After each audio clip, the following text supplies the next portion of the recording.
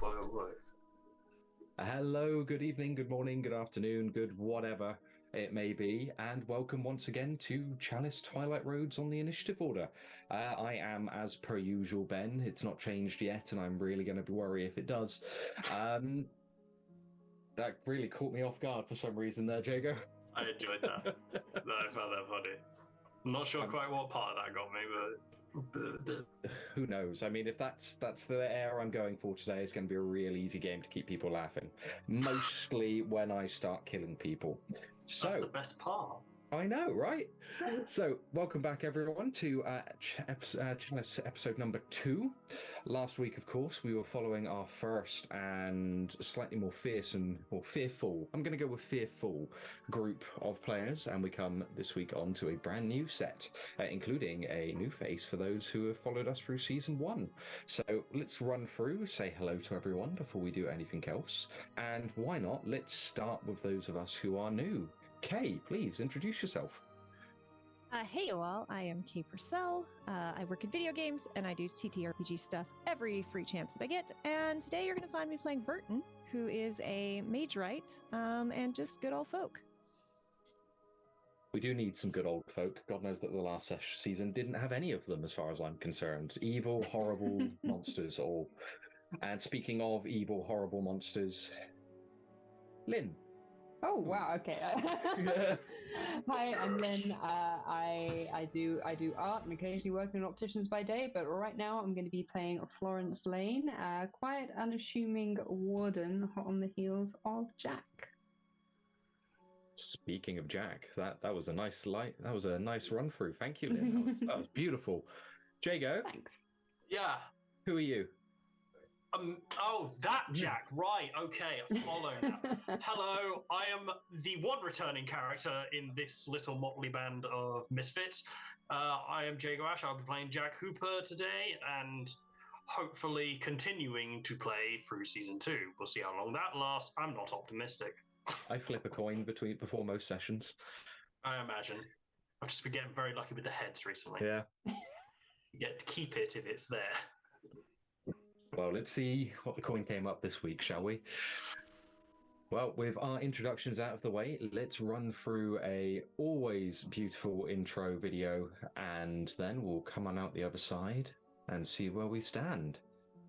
See you in a minute.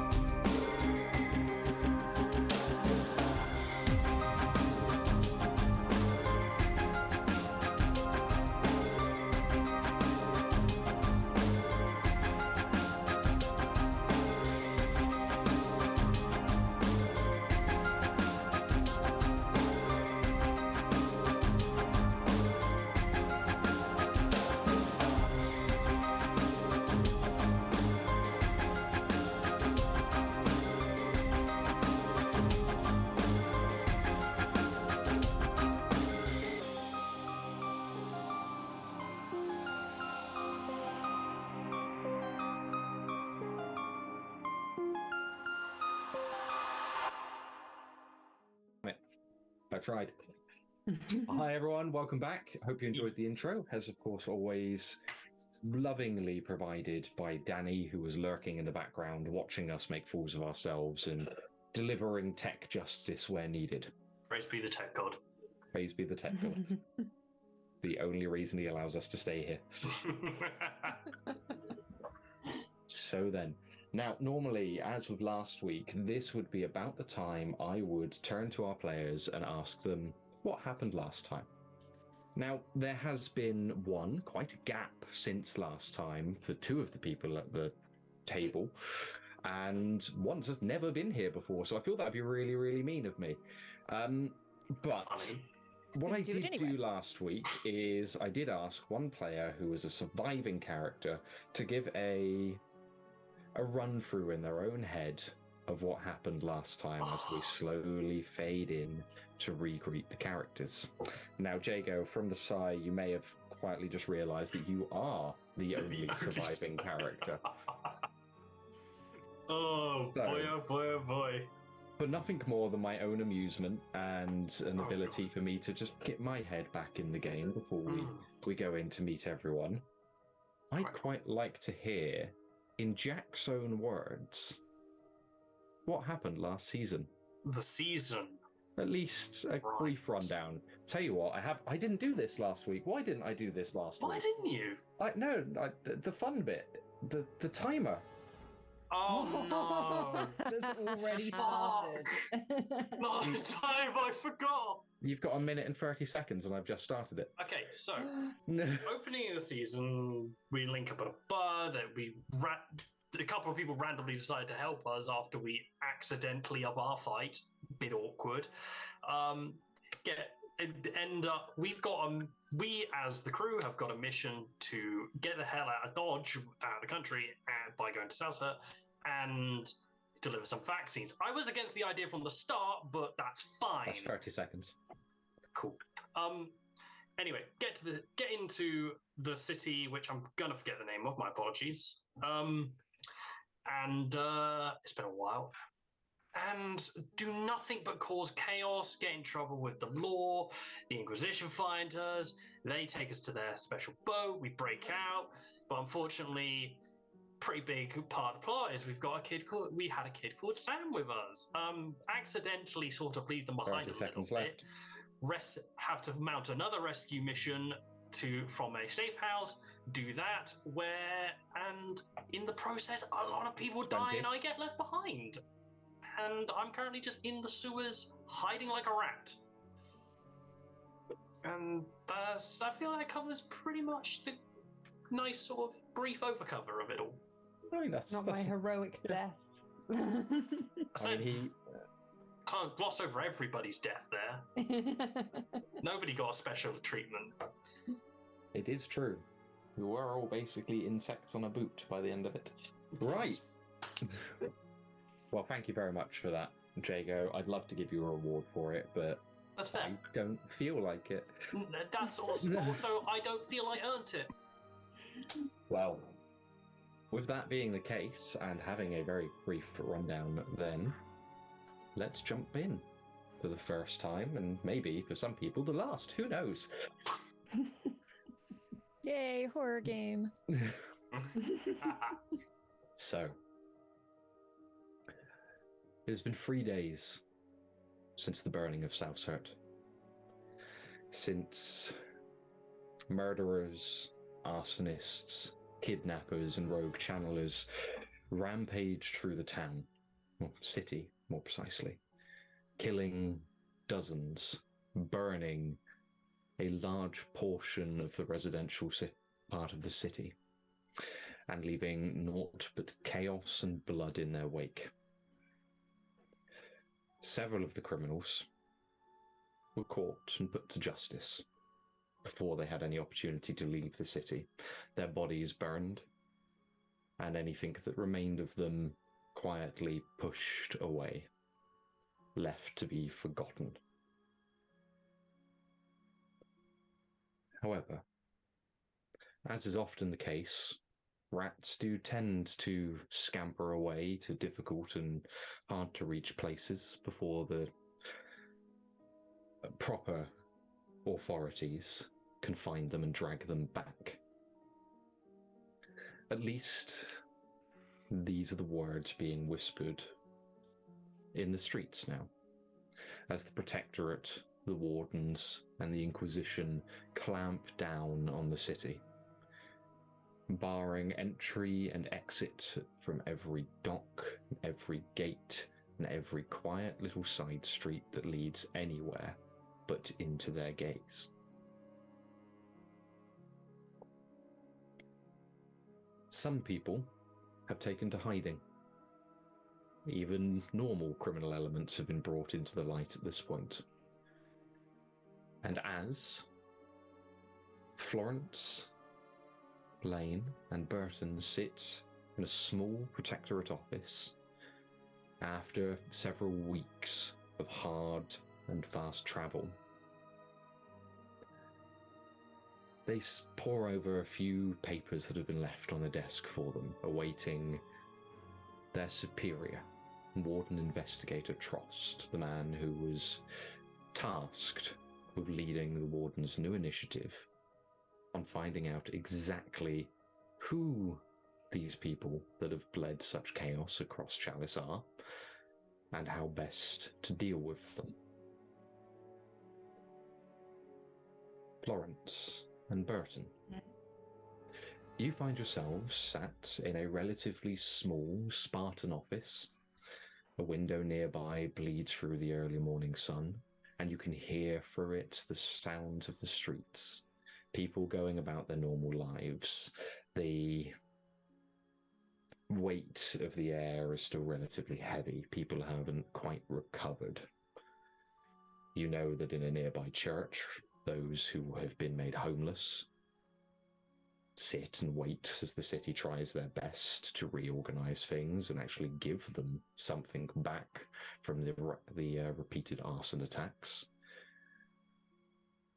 People have been quiet, or correction, people have been remiss to take to the streets after dark now, especially following the uncovering of several mutilated corpses in the warehouse district, tied primarily back once again to the rogue channelers and murderers who rode through town.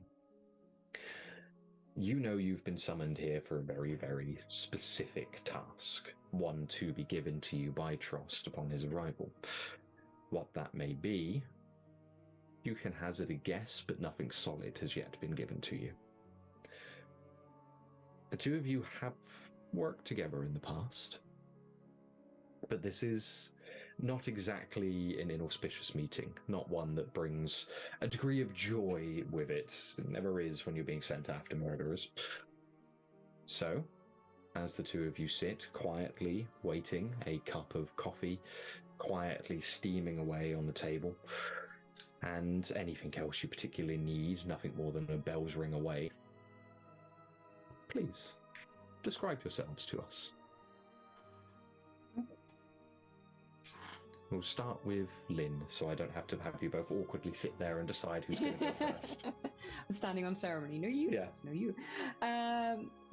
Florance is someone who definitely likes to keep to the shadows. She doesn't like jumping to conclusions. She's very methodical. As for physical appearance, she's dressed for, I believe we're in winter, aren't we, in world? Yeah, correct. So long duster, heavy boots. She carries a short bow with her, bows and arrows, because they are quiet, unlike guns, which are really loud, and carries within her a fairly deep-seated hatred of the Inquisition, because she thinks they're all snobs that look down on everyone else. Yeah. And Kay. Burton is pretty tall, just shy of 6 feet, and kind of broad at the shoulder. If they were any more lean, they would be gangly, but they're just this side of that. They're dressed in a dusty blue duster that is somewhere between a duster and a military coat, white collared shirt, waistcoat, jeans with chaps over them, and heavy boots that they've got kicked up on a chair and are kind of just settled back. They have sandy blonde hair that's a little bit on the shaggy side, and right now, because they were out and about a little bit, have a piece of straw in their mouth. They're never without a little something in the corner of their mouth. And they just have dusting of freckles, big brown eyes, and just this kind of trusting, almost dopey expression. There is intelligence behind their eyes, but they just have that good old folk, just very trustworthy face to them. Thank you very much. Have the two of you any words for one another as you kind of settle in for the morning, already fully aware that your superior is roughly, just counting from the clock that you can hear outside, about 15 minutes late to his own meeting. Mm-hmm. Florance is very much going to have her elbows up on the desk with her chin on her hands like so. Just, I hate being kept waiting. I hate lateness. What's the rush? It's not going to be fun once we get out there anyway. May as well enjoy the coffee. I know, but it's rude.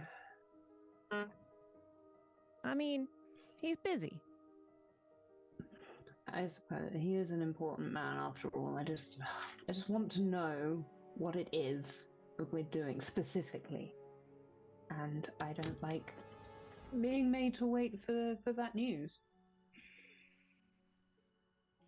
Well, I'm happy to get to it, but I don't know. Smell the flowers. Looks around, doesn't see flowers. Shrugs. You glance around, and just sat on a far desk, there is indeed a very small, kind of very murky-looking vase, or vase, depending on who you ask, with a few long dead flowers just poking out of the top. Maybe don't smell those flowers. Maybe not.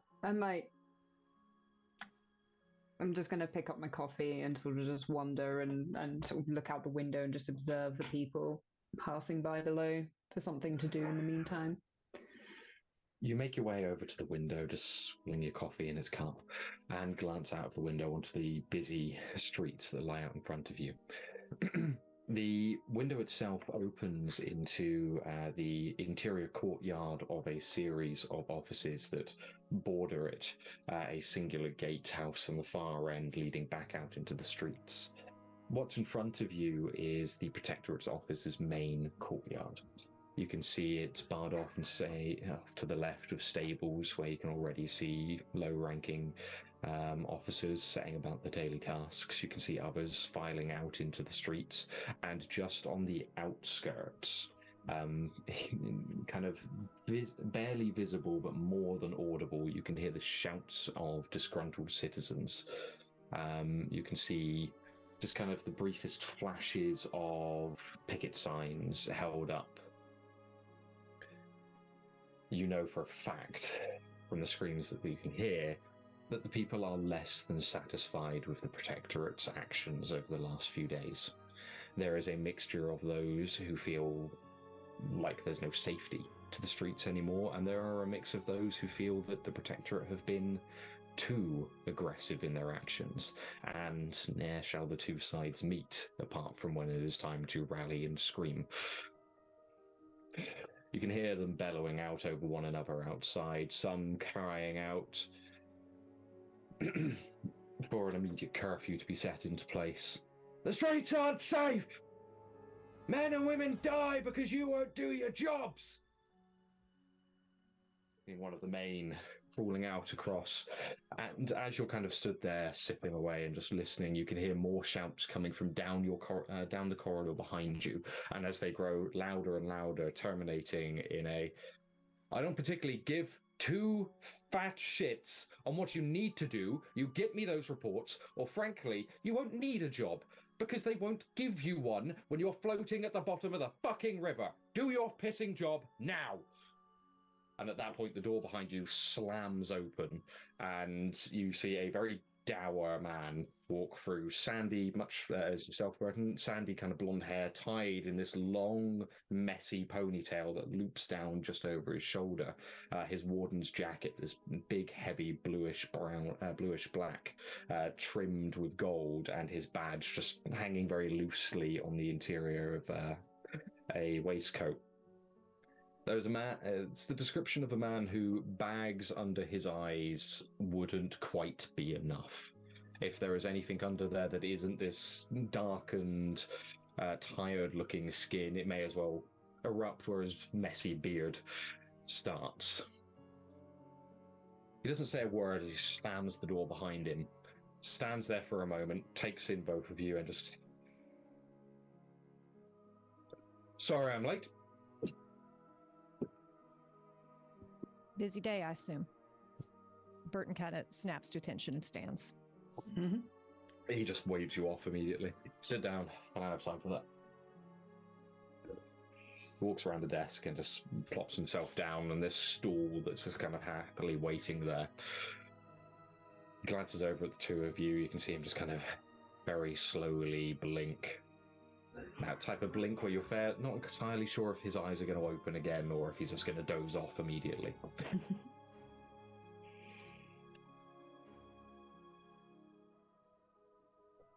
Is there any more of that coffee? And I suppose they brought extra. No, I'll hand over the rest of my cup. Like, it's still hot. I haven't had that much. Thank you. It is appreciated. It's been a few days. But let's not gripe you down in my misgivings. Thank you for coming so swiftly, both of you. I understand it's not exactly an easy journey these days, especially with the roads being the way they are. Have you been briefed even remotely, or are the uppers leaving that to me as well? I believe they're leaving most of it to you. I mean, we can see someone did a number on this city, but that's about all I got. Well, to give you at least the briefest rundown then. For a few months now, the Wardens have been tracking a series of individuals making their way far north in Dowry, passing directly south from what we can tell either towards Dis or Dagos. At the moment, our information is worryingly scarce. Or scarce. These people are in possession, or were briefly in possession, of a number of rogue channelers. 3 of which are newly known to us, and 1 who we have had our eyes on for a while. As of the small town of Arstein, these people moved from minor people of interest to wanted criminals for the crimes of both arson, murder, and what we can tell, kidnapping. The Inquisition themselves, as they are wont to do with any form of channeler, have been tracking them themselves. 2 of their agents, one, he just picks up a small notebook from the table, flips it open and scans it briefly. Juliana Krautst and Traeger Krautst have been heading the operation. They have been less than successful, would be my best way of describing it. They headed them off about a week ago and put 1 of their number down. And then again in town. Long story short, everything will be made available to you in a docket after this. I am taking the following of these individuals off of my back and passing it directly to the 2 of you.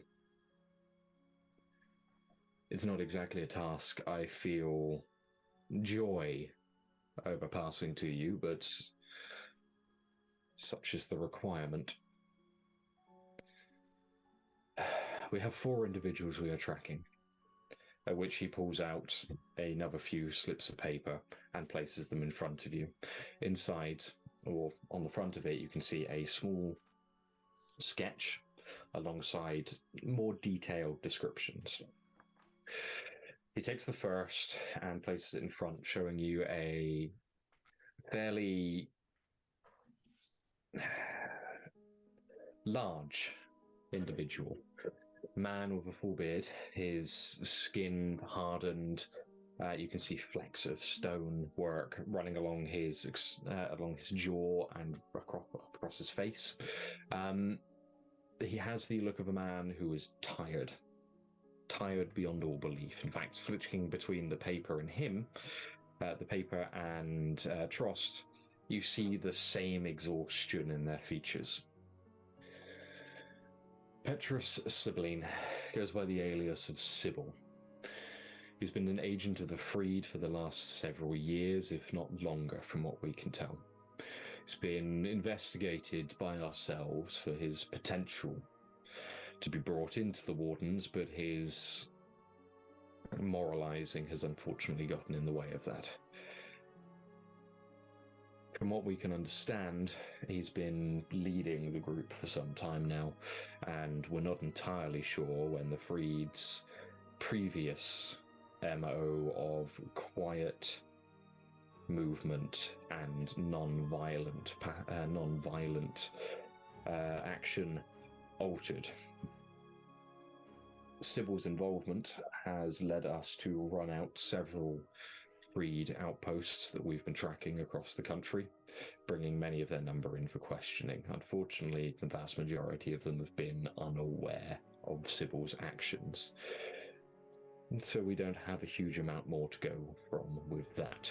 The most I can tell you is the man is an expert infiltrator and covert agent, and from the reports I've read from the Inquisitors, a liar without repute, though not a physical threat.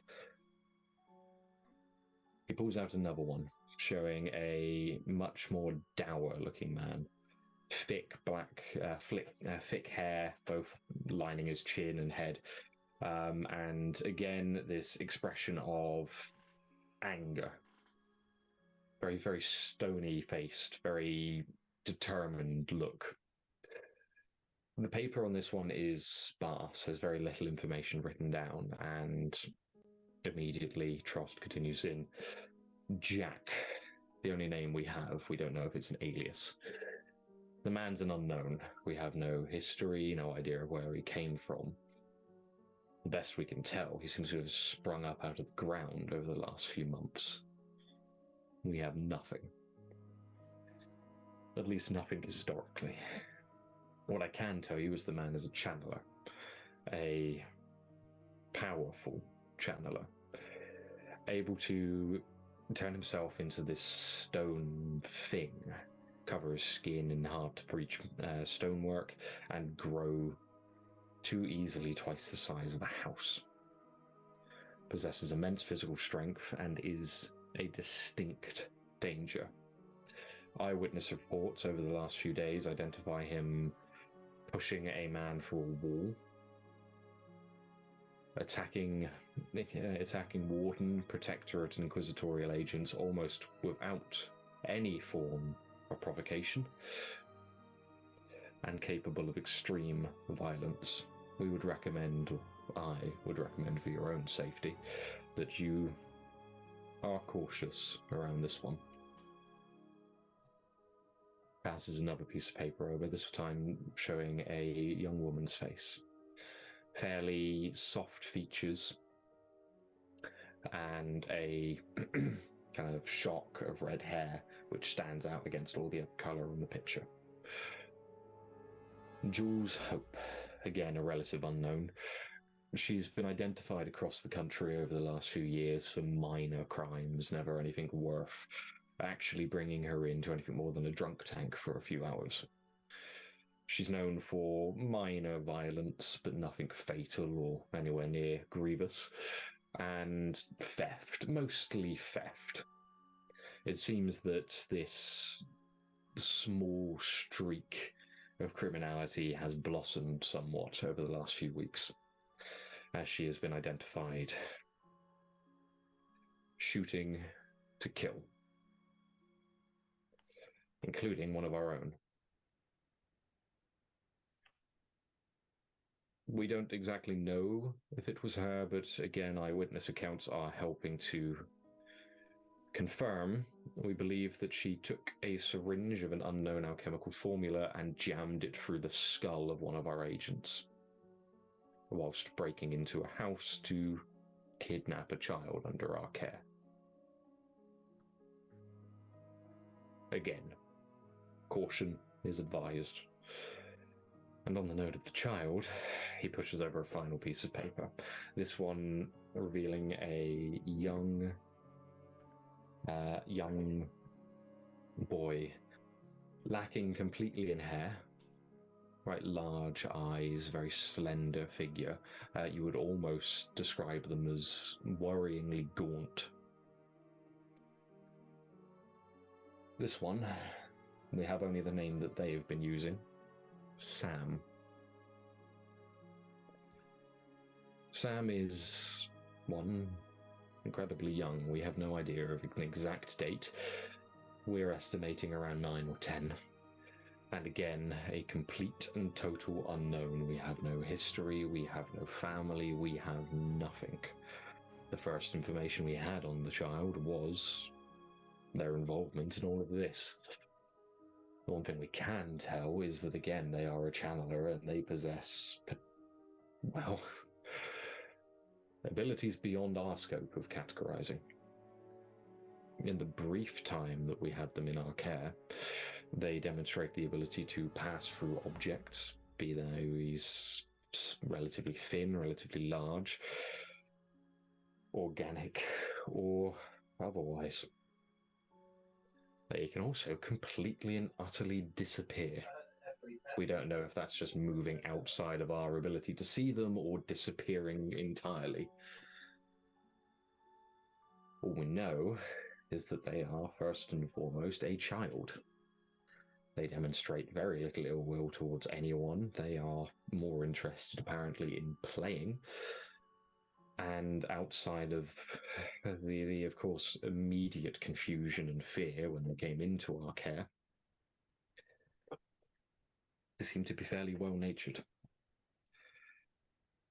For a time, we had Sam as the Inquisition took control of both the child and the rest of the rest of the suspects. Of course, as normally happens, and as you can tell where we are now, they broke free, and they broke free again in an astounding act of violence, heavily wounding an Inquisitor, cutting him repeatedly to the bone and nearly killing the man. They had with them, the only way I can describe him is an alchemical monster. Bless you. Thank you. Which, as I say, an alchemical monster, a man who was bestial in appearance and, again, filled with a bloodlust and violence unbeknownst to us prior to meeting him. At least that's the way that he's described.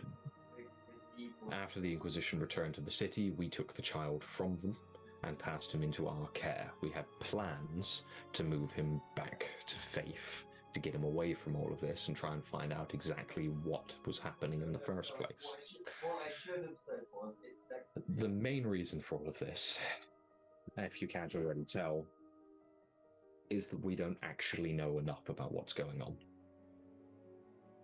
We know roughly who these people are, we know where they're traveling, roughly, and we know roughly where they've been. You'll notice the repeated phrase there. We roughly know. The Inquisition has been characteristically quiet about passing this information over, asking only for our help. When we turned to them a few nights ago and asked that we take full control of the operation to best minimize damage and casualties and everything else for the sake of Chalice, they agreed and then brought a crusade to the streets of Saushert. The people outside are justifiably scared. Watching a madman like Purifier Canehurst isn't something anyone needs to see. The rabid dog of the church isn't exactly awe-inspiring to the average man.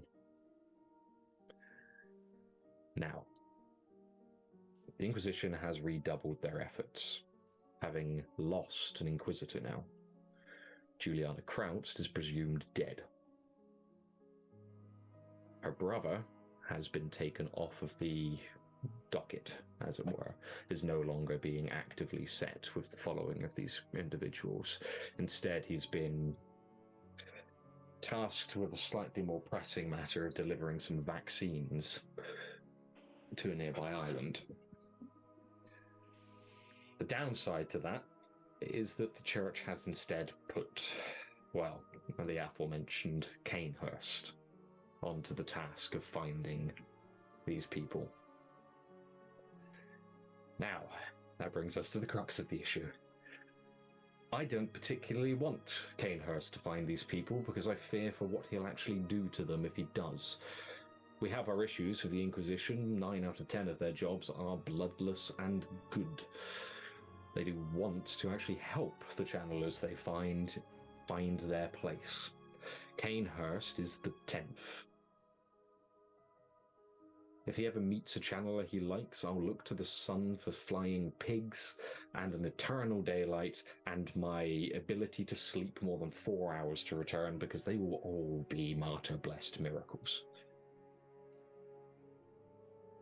Your job, as so you can tell, is you need to find these people and you need to find them quickly. Find out who they are, why they are doing what they are doing, and pass that information back to the Wardens. And we would like you to do this as quietly and bloodlessly as physically possible. You know your jobs better than I do. I don't know you. I have only read your reports and I've only read up your dossiers. And so far, I must say, I'm impressed. As impressed as I can physically demonstrate myself as being, which isn't much. But hey, I haven't shouted at you since I sat down, which is a good sign, surely. Find them. Find out what the fuck is going on and deal with the situation. If that means bringing all of them back to Faith so we can quietly get them either out of the country or wherever they need to be, brilliant. If they turn out to actually be threats that need to be neutralized, I trust your judgment to make that decision. But again, please do not consider violence as the first and foremost. It's not what we want. There have been more than enough deaths because of this. Have you any questions for me? Do you have any leads as to potential locations? Yep. One. A maintenance worker for the city identified. He just reaches over and taps his finger on Jack's paper. Jack moving through the streets a few days ago, not too long after the attacks, as it were. From what we understand, he's been taking up refuge in an old sewage office, I think is the word they'd use. I wouldn't go as far, but, you know, to each their own. If he hasn't moved on from there, I'd assume that's as good as any other place. Our reports don't exactly highlight him as the brains of the operation, shall we say. It's a good a place as any to start. Burton's gonna reach out and pick up the picture of Jules and just look at it. She's still not a channeler, right? If she is, then I have serious questions for our informants. Interesting. Whatever she is, she seems to have thrown a lot in with them. I'm also gonna look over the remaining pictures and just sort of tap on Sybil's with my pen, just like, what happened to its face? That's another unknown. As are many. Maybe it's somehow linked to Jack. What we can tell, it may be that his abilities to transform can be passed to others. It wouldn't be the strangest ability we've seen Chandler manifest, he says, kind of gesturing over to yourself, Burton. We know that all shapes and sizes. If anything, we're hoping that you being along for the mission may actually help in that. Friendly face. Just kind of leans back in his chair at that point, rubs his eyes for a couple of moments. Our theory is that Jack is alone in the city. We know a ship left dock just after the arson, and inquisitorial comments say that Jules managed to escape the area alongside a few more persons of interest. We don't know who they are. We've identified them as two young men, and that's about it.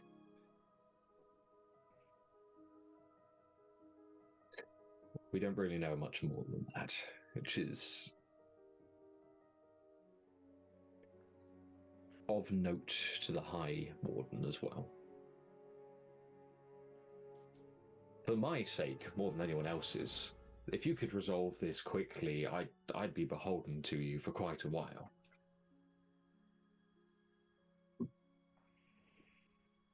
Certainly try our best. Yeah. A heck of a mystery you're throwing at us, but we can poke around. Trust your ability to do so. If Jack is in the city, I've organized for the Protectorate to send some men with you. Hopefully you won't need them. We have armed them with some more interesting toys from the College of Lakeview. Some alchemical weapons designed not to harm, but simply incapacitate. It'd be useful. But I think the quieter we can do this, turning up at this office, if he is there en masse, I don't really want to incur this rock being in the center of town so soon after everything else that's gone on. I leave the intricacies of your work to you. For the note, he reaches into the desk and pulls out a small cylindrical object. No longer than about yay big, brass tipped with a small kind of collapsible section, and on the other end a plunger. He holds it up and just kind of turns in place and glances over at the little vase on the wall on the side, points the end at it and just slams the end of the plunger, which sends a small ball firing out. No, again, nothing much larger than a kind of a small golf ball. It's probably the easiest size. You watch it fly past, crash directly through the vase and impact into the wall, at which point the egg-like structure around that ball breaks and immediately begins to expand rapidly. You hear this kind of acidic hissing in the air, and it then, as it kind of continues to expand in this foamy, gelatinous mass, and then stops, having gone rock hard within a couple of seconds. You've got about 8 of those, he says, just dropping it on the table. Nice. Now that's mighty fancy. Oh, I enjoy them. They're doing a fantastic job of keeping the rats out of my house. Probably. It will dissolve in about an hour. He says, just gesturing over to it. But until that point, anything stuck in that will remain stuck in that. As I say, you don't have a lot of them, but you can make use of them as you need to. It's a nice, simple way of stopping someone from moving without actually hurting them. Right, they can breathe in it and all that, right? You don't aim for the face. Good to know. Good to know. Yeah, right. Possibly. I wouldn't like to test the theory, though. So we don't use all 8. I can dissect one and see if I can't. Go nuts. They're yours when they're yours. Excellent. The Protectorate Captain, Evos, when he's done whinging after our latest meeting, will be ready for you downstairs. He's got all 8 of them, and anything else you may require, ask away. The Protectorate are here to help, or so they keep telling me despite their active workload. Regardless, stop in any city, any town, any protectorate office you need to, and pass on any requisition orders you have. You're a warden. That's what you do. Your badges will get you through gates, past people, wherever you need to go. Just, don't abuse it. We're here to help.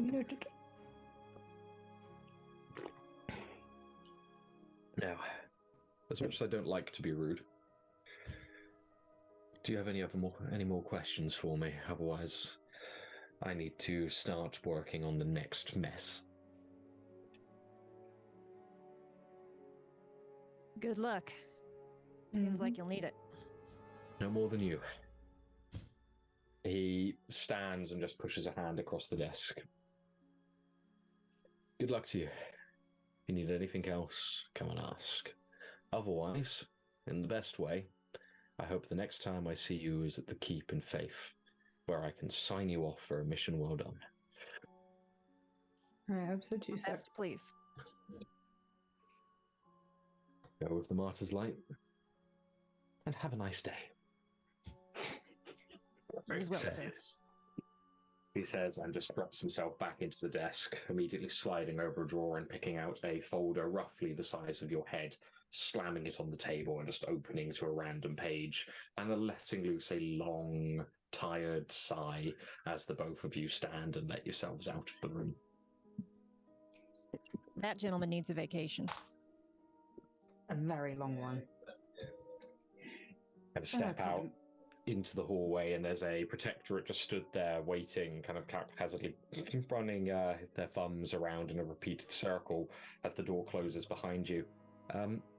Quick question for you. How was your meeting? Fine. He said you're fired. Oh. No, I'm messing with you. No. That was a joke. Their eyes just... Oh, okay. I'll wait until later. You see them just kind of meander down the corridor. Oh, but you scared them off. I was going to get them to get me some more coffee. But that was a good I'm one. sure we I can will grant wrestle you some. that.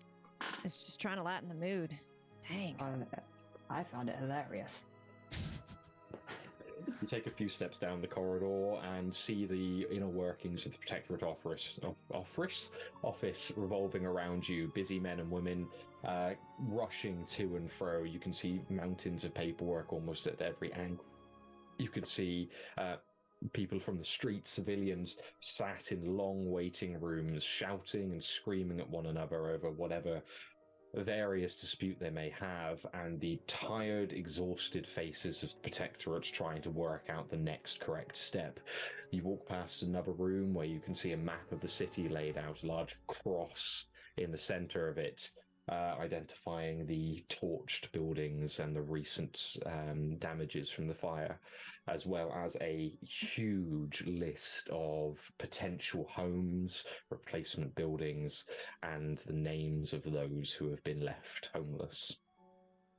Can I go in and look at that map briefly and locate where the sewage office is that Jack is staying in? Easily done. Potentially. You make your way over, and a bunch of people are kind of just meandering in the room. You can see them working through paperwork. The second you walk through the door, one glances up, immediately stands to attention, slaps his hand over his chest. Warden? There's a ripple of reactions as other people in the room realize you're there and clumsily do the same. Well, I'll salute back and then just go, it's fine. Sit down, I'm here to look at the map, and then I'll be gone. Back to it. Thank you, ma'am. And he kind of sits back down. Can we provide any assistance? Could you get me a coffee? Burton, do you want a coffee? I'm fine. Don't want to be jittery. I'd like just a coffee. That would be grand. Of course. And give me a... He just kind of picks himself up, knocks a couple of papers loose. You see them fly, just hanging in the air for a moment as they scamper out of the room, leaving you with the map and the others who are very cautiously watching you. Y'all just relax, and Burton will kind of wander over behind her and be like, "Everyone's up in a tizzy here." I know. Okay, sewage, office. Will I be able to tell from the map where the sewage office is? Do I locate it, wait for my coffee, and go? I will ask you to make me a, let's say, track test. And with that, can everyone draw 3 cards from their twist deck, please? Where's my character sheet? That's Discord. Track. Okay, I've got 3. Mm-hmm. So I flip a card. And add 3. And difficulty add 3. is 8. Okay, well I've scored 12. Magic. Got a 9 of masks there. Perfect. You have a flip. You just kind of scour the map for a couple of moments, taking the information that was given to you by Trost earlier, and identify the location relatively quickly. It's about a 30-minute walk from the Protectorate office, a small little office that hangs off of one of the main rivers running through town, leading into the open docks beyond. Should be easy to get to. Nice.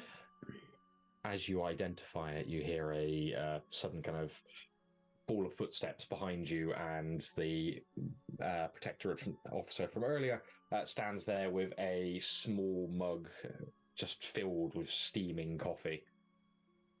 I didn't ask if you have anything with it. Nope, that's fine. There you go. Black, thank you very much. And yeah, feel free to get back to what it was you were doing. Thank you, ma'am. Thank you. I hope it's to your liking. Kind of. It's hot and it's caffeinated. That's all I need. He takes a couple of steps back, just kind of thinks about a salute, and then moves to bow, and then back to a salute, and then just chooses to just sit down. You're good. Yeah. Just go. As you kind of see them sit and ruminate for a moment, you're fully aware that for most Protectorate officers, you'll see a warden maybe once in your career, if you're lucky. Being a country of tens of millions, and the wardens numbering no more than the thousands, you always carry this air of something's about to go wrong, or something has gone properly wrong for you to be here. I'll sort out the properly wrong once I've had my coffee. What are you talking about? Is there anything else you'd like to do before heading out? Just out of character, knowing now that I could just terrify all these Protectorates, I'm like, ooh, but I won't.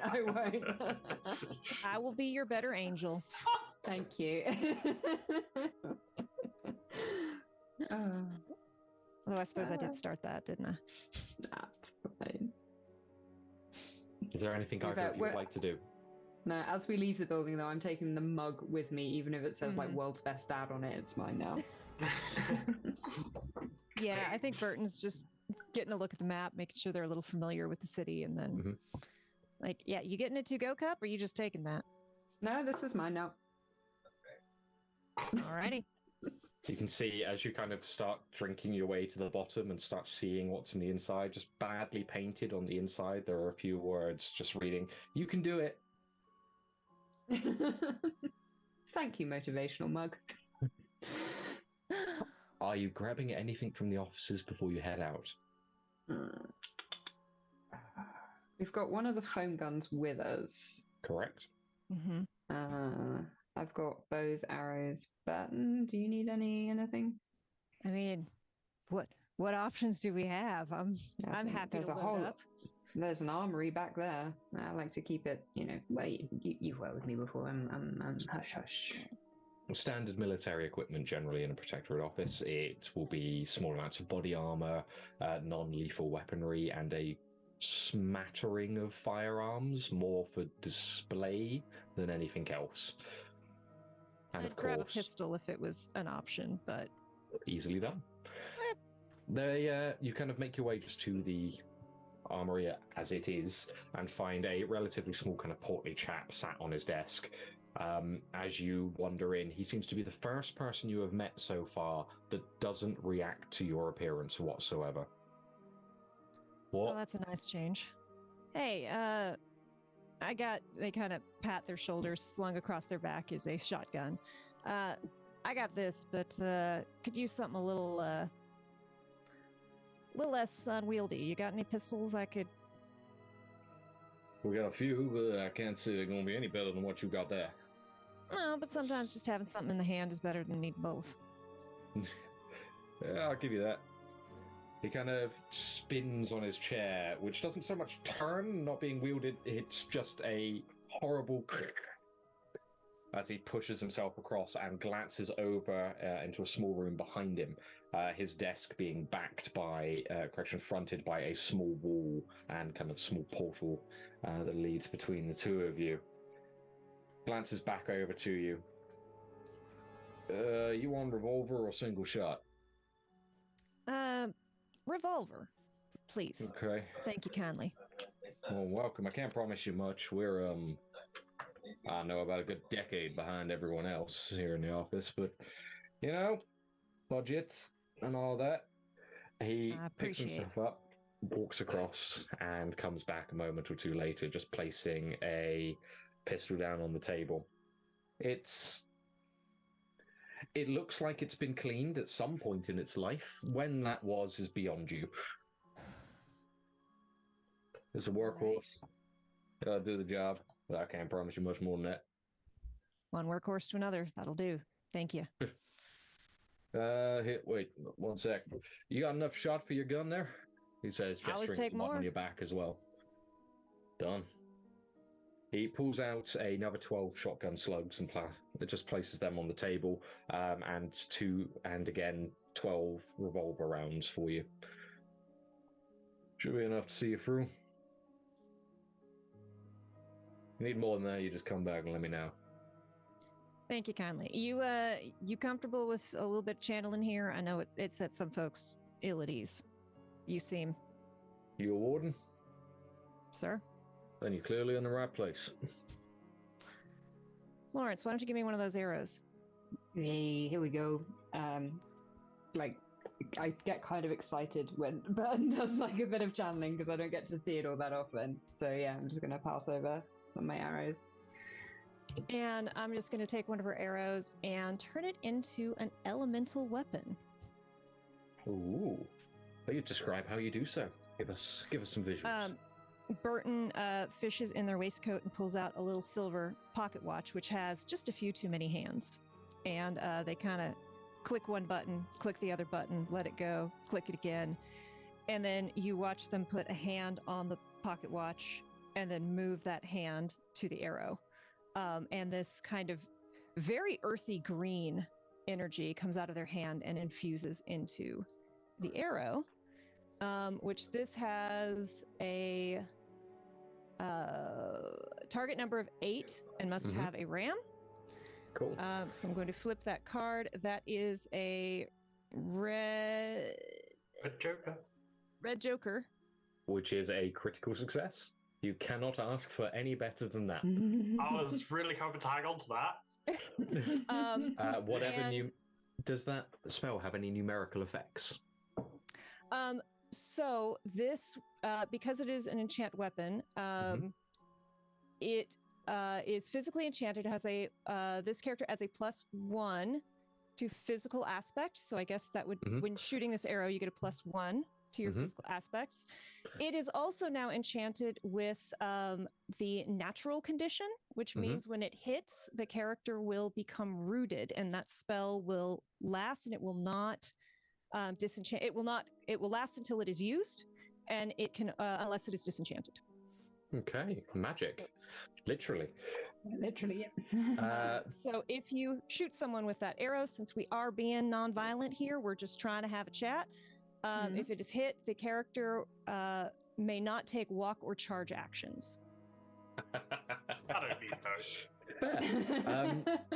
Until it's used, increase that bonus to physical aspect by to 2 for me, please, as Burton did so well. Nice. Do you have to give Burton that? I mean, it's amusing for me, if nothing else. Because I know that's coming at me soon. We just want to talk. We just want to talk. load shotgun with malicious intent. I just want to talk. I'm a nice person until I decide not to be. Quartermaster at the desk kind of just sits there and watches with just rapturous interest. Well, damn. Pretty, isn't it? Can't do all that much, but put a little razzle dazzle in a shot. Mata gave it to you for a reason. I would be lost without Burton, I'll tell you that much. Well, They like blush and kind of. Oh, City. shucks. Seems the city could have done for the both of you a little while ago. Wish I could have been here. Yeah, I think there's a lot of people who mirror that thought.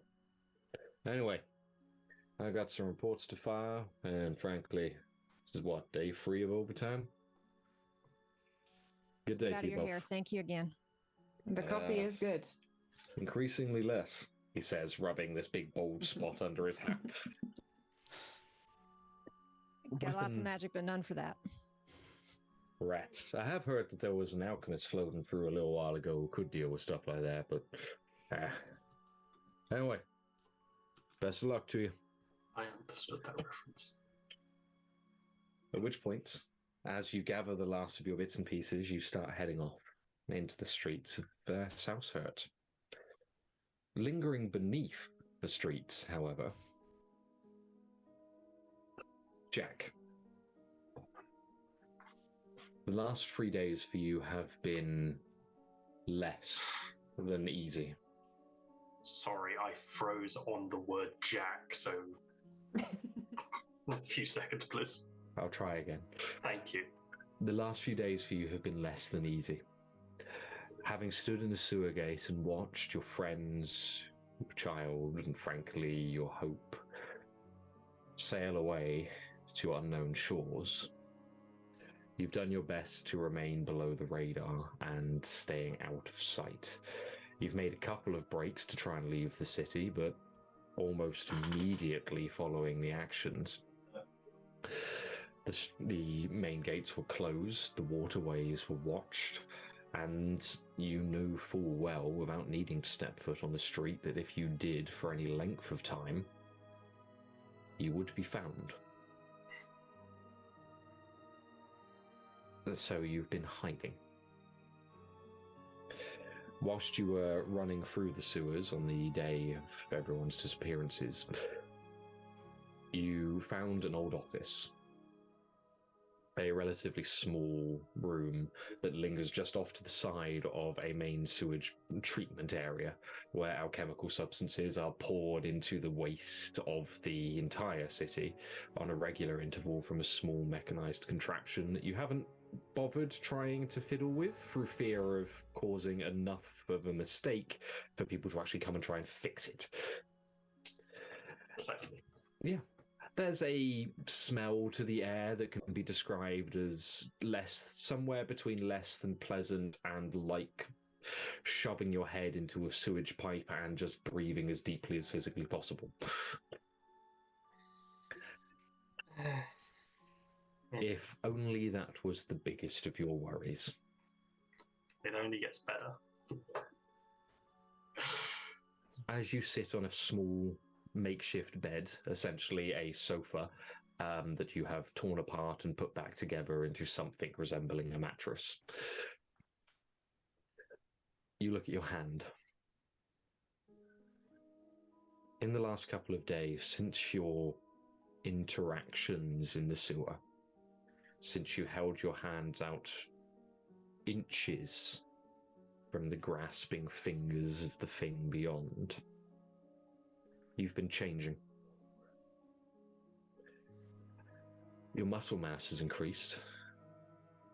You've grown taller, stronger, now standing easily at 7, if not slightly more, feet. Your shoulders have become much broader, much stronger, and the clothes that you had bought, or acquired, most of them have broken under the expansion of your form. That, should it have been all, may not have been as bad as you would imagine. However, as of the second day, the warmth that came with channeling has become a far more stable phenomenon. Stone has started to build up around the ports that line your spine and run to the base of your back, slowly spreading over the last couple of days and clawing across the surface of your skin to the point now where even the nape of your neck is smothered in stonework. It runs along to the front of your throat and even runs along the kind of excerpt of your collarbone, to the point where if you were to run your fingers along your collarbone, you'd feel nothing but rough stone running across it.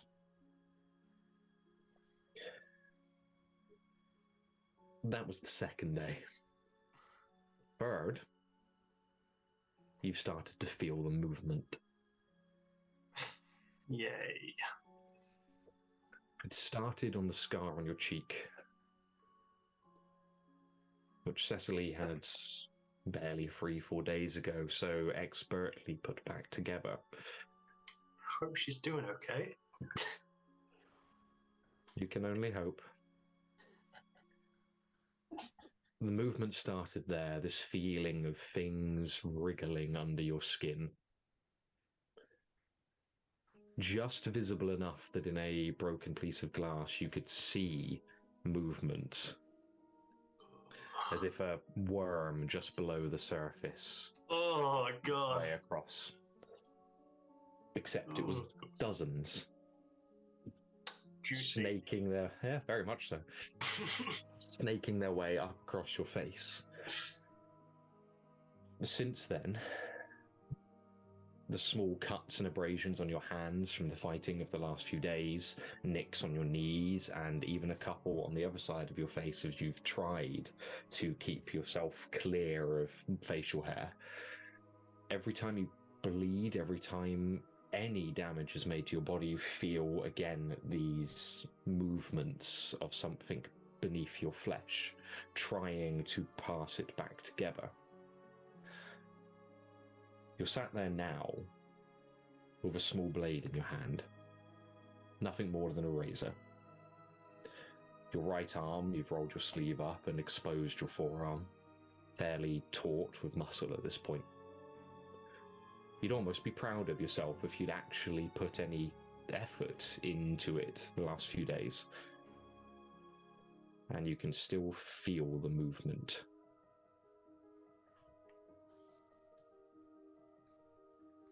What would you like to do?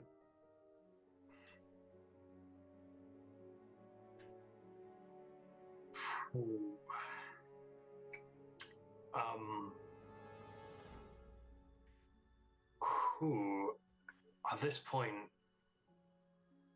being down here for 3 days and all that's happening, like, there would have, like, scratching relentlessly at where the stone meets skin to the point where he has cut himself and there's scabs and whatnot all around where it's on his neck and collar line.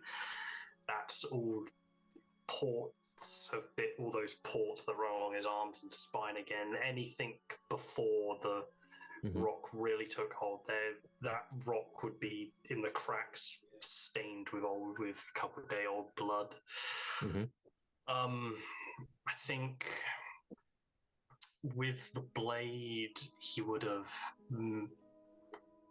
cut. Is there a desk or anything in here? Yeah, there's a few desks with some old sanitation reports on there. You'd say that maybe the office hasn't been gone over in a week, just for random knowledge, but yeah, there is a desk. Okay. Well, he would have, by this point, by day 2, after failing to escape and coming back to his safe house, probably would have carved Edelyn's name into an underside part of the desk as the best he can give as a headstone to an unmarked grave, because that's the only person he knows that's definitely out for the count. and is just hungry, dehydrated, and slowly kind of blurry, and all they've been able to do is sleep, and it's that point where you've had too much sleep and you're tired because you've slept too much. I don't know what that feels like, Jago.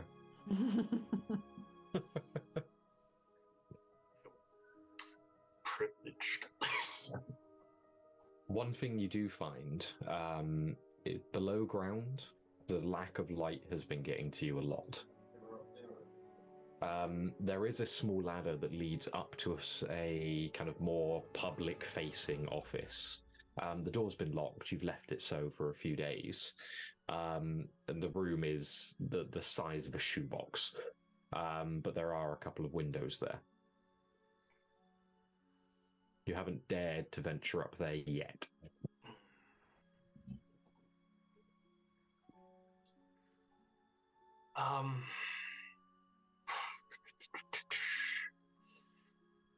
Looking up at it is sort of that. There's nowhere. How did I get in here originally? From the you sewers? Came in from the sewers. Yeah. There is a trap door on the other side of the room that you're in that leads directly into the sewers themselves. There's a couple of sluice gates on either side of it, where the mechanical contraption is the easiest way to describe it for your character, regularly just drops a few drops of this chemical solution in. So it's a constantly kind of whirring environment in here.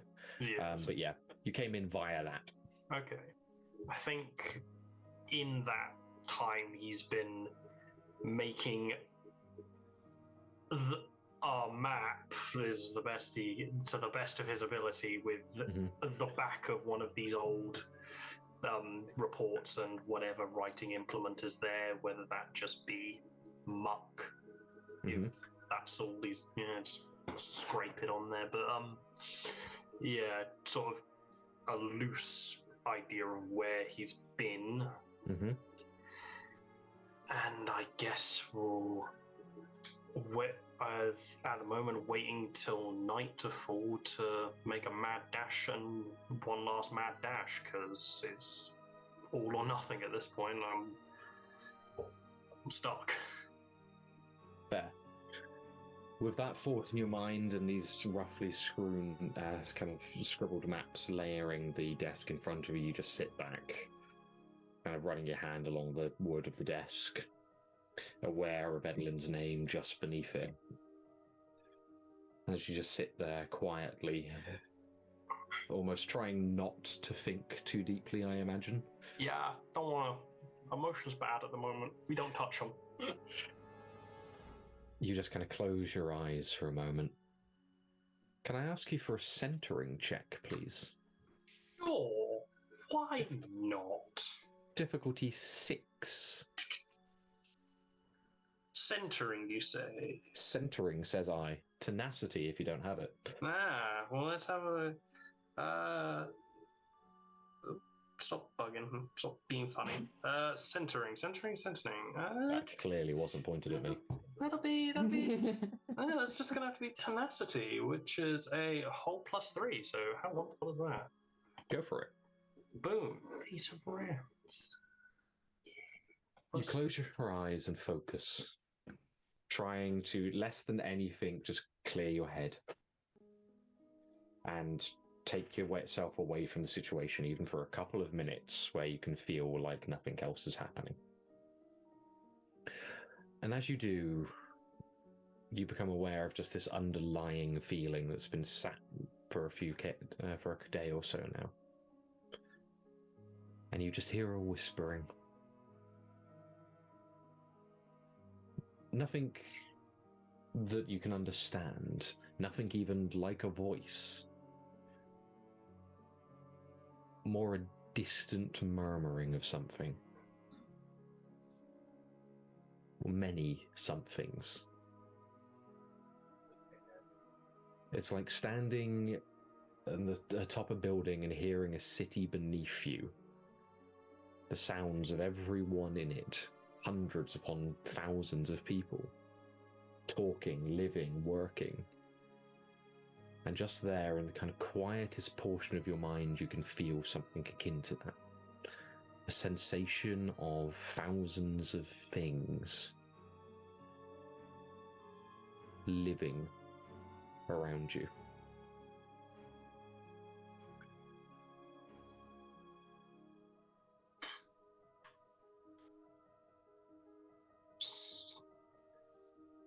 Keep focused, keep on,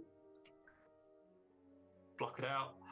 Enough weird, too much, almost with what weird voices coming out of the ether is not uncommon anymore. Mm-hmm. The louder they are, the more comfortable it is at this point. Now they're being subtle. Fuck's that about? Take subtle. You do just that. You throw it from your mind and just kind of stand back up. Pacing. And begin to wait for night to fall. At least confident in the one fact that at least no one knows you're here. Outside, Burton and Florance, your stroll through the city has led you to a small office that sits just next to the canals and the rivers. Simply reading Saushert sewage maintenance. It's a tiny little room. It's, again, if you weren't looking for it, you would have walked past it without ever knowing it existed. You can see upon the wooden frame of its front, 2 closed windows, a series of little wooden blinds blocking out all light entering, and a singular door with a sign on it that reads, "Out to lunch." It is roughly 10 a.m. One long lunch. Yeah. Reckon a jaunt through the sewers? But smelly. Yeah, not exactly a treat. Maybe the big fella will be open to conversation. I hope so. Think we can get lucky? Fingers crossed. Let's try and be polite. We announce ourselves, or we just let ourselves in? What you think? There's the knock on the door option. There's the sneaky in and have a little look option. Well, there's the kick down the door. No, not that one. I reckon you're far more sneaky than me, but I got a little something. Okay. Should he decide he wants to come out swinging? We'll try sneaky, I think. We'll try pick the lock and sort of go in. We're going to say this is a government office lock. It's a public service. So we're going to go that is clearly heavily reinforced, and we're just going to call it an 8 because, budget cuts. Budget cuts, okay. Right. So I have drawn the 13 of masks on that one. You pop the door open before you've really even set to the job. Takes about half a second. Your tools work their magic as rapidly as possible, and the door swings open without a sound. Inside, the low light of the sun kind of spreads in and reveals a tiny little office. A little partition running along the middle of it, with a desk and chairs behind, a couple of chairs off to the left and right for waiting, and a series of posters from across the city, various companies flogging their way at wares, and of course a couple of maps of the city itself. Behind the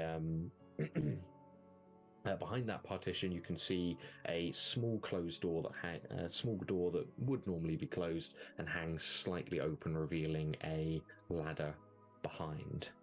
If I can ask either of you for a notice check of difficulty 12.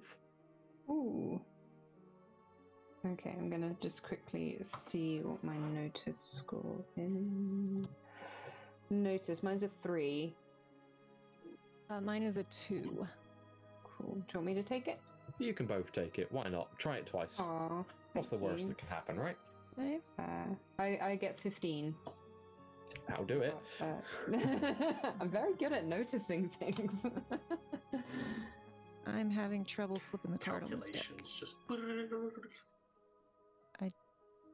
I am supposed to be pulling from the deck in From the Roll20, main deck, right? yeah, correct. Yeah. Oh, is it the main I- deck? Oh, I'm sorry. Every All time right. I click it, it's just popping up the 8 again. Do you want me to click it for you? Yeah. Let's- Kind of a little Draw- oh. sweet spot If to I it. just click. Click under the card itself. Mhm. Yeah. I am trying. Okay, there it goes. That is the 7 of rams with, I guess, 2. So notice is cunning, and I have a -3 to my cunning, but a +2 Okay. to notice. So So it's -1 then. yeah, it's -1. So Okay. that's a I'll- 6. That's still enough. I'll do mine. So I got a 7. There's plus 8, arguing with 9. himself. So I get a 10 then in that case. Okay. In which case, as far as you're concerned, this building is completely unoccupied. Okay. Good. It is quiet. There's a layer of dust covering the partition and, in fact, most of the room. If it wasn't for the light that you've kind of bled in, you'd assume it to be completely empty at all. Or completely empty.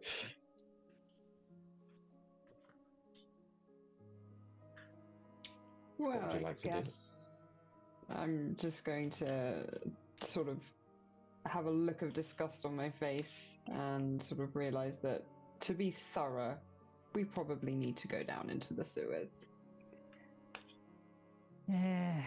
Well, I guess this is why they pay us the big bucks.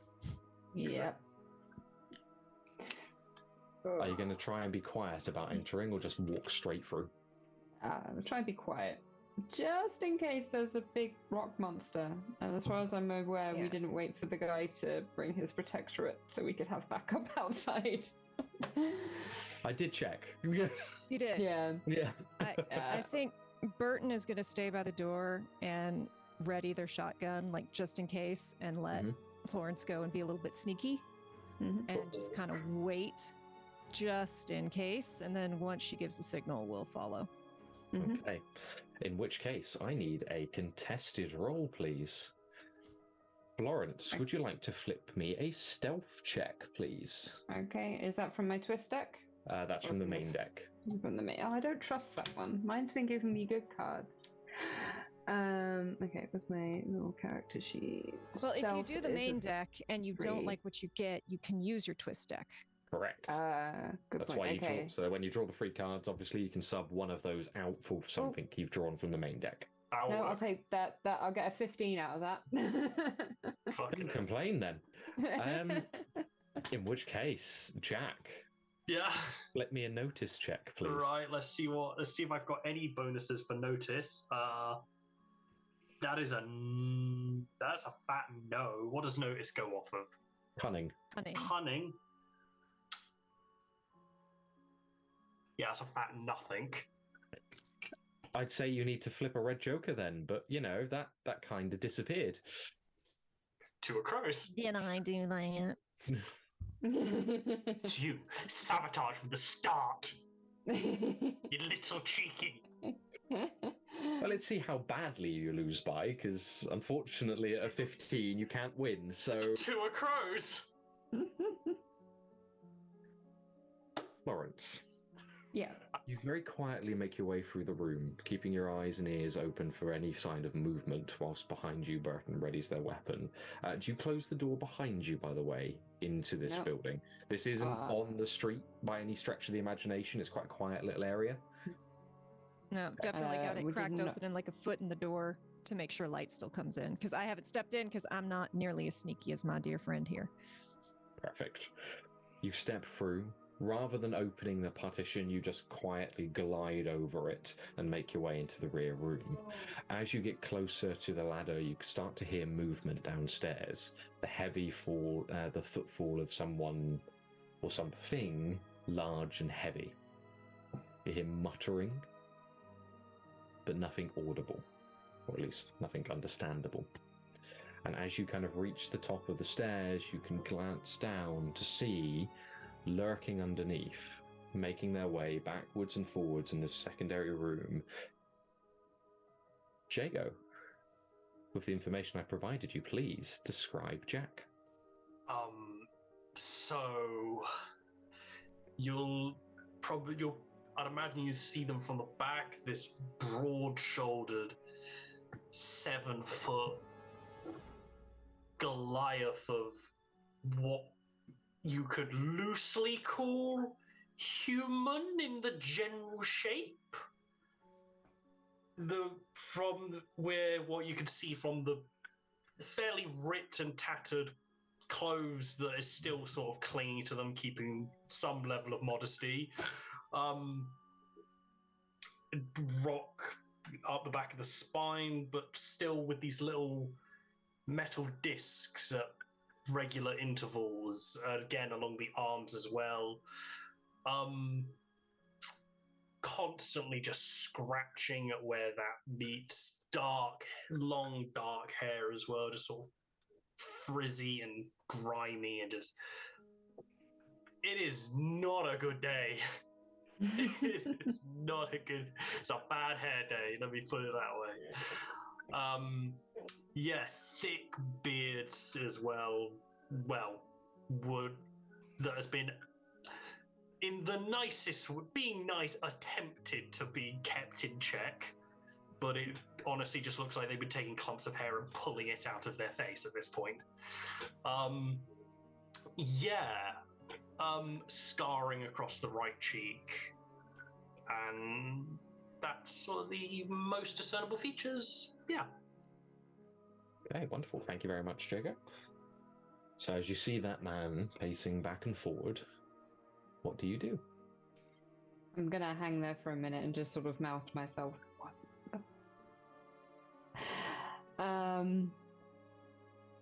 I'm gonna reverse. I'm gonna go back up and let Burton know what I've seen, because I do not particularly want to just go in there alone.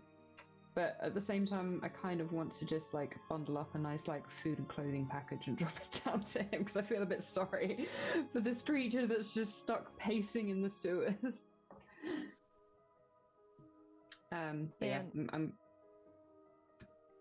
From our understanding, like this leads directly into the sewers, so if we shout out, there's a chance he can. Yeah. I love making it awkward. Yeah, I'm gonna say very quietly, you said he looks pretty miserable. You think you think you want to use that arrow and see if we can, but that might make him aggressive. Exactly. I'd rather not make him aggressive. Also, if we shout, he might run. If I drop in there, he might smack me against a wall. But you have a shotgun and a foam thing. I could probably stop him, but it's only not going to last that long. How quickly do you think I can climb that ladder if I need to?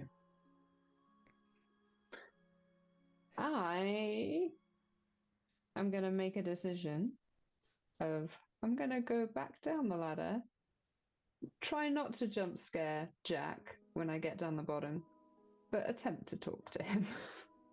Okay. But I'm going to stay very close to that ladder in case I need to like yeet myself back up it. And once you start talking, I'm going to rush across the room, because I'm not sneaky, and get in position at the top. Yeah. To A, help talking, and B, just ready a little something. Okay. Cool. That in mind, then. Oh, before I go down, I'm just going to make sure like my Warden's badge is not visible, because people tend to be jumpy around us. It's fair. You just kind of push it back into a pocket and wait. At which point, then, you make your way again as quietly as you can across the room, reach the top of the ladder, breathe deeply, glance back to Burton, and begin to move down. At which point, we're going to take a short break, and we'll be back in about 10 to 15 minutes to see how that goes. It's fine. This is fine. I honestly don't know how Jack's going to play it. Otherwise, I'm either going to be smushed against a wall, or he's just going to be like, "Who the fuck are you?" One way or the other, we will find out shortly. Stick with us. We'll be back in 10 to 15. Cheers.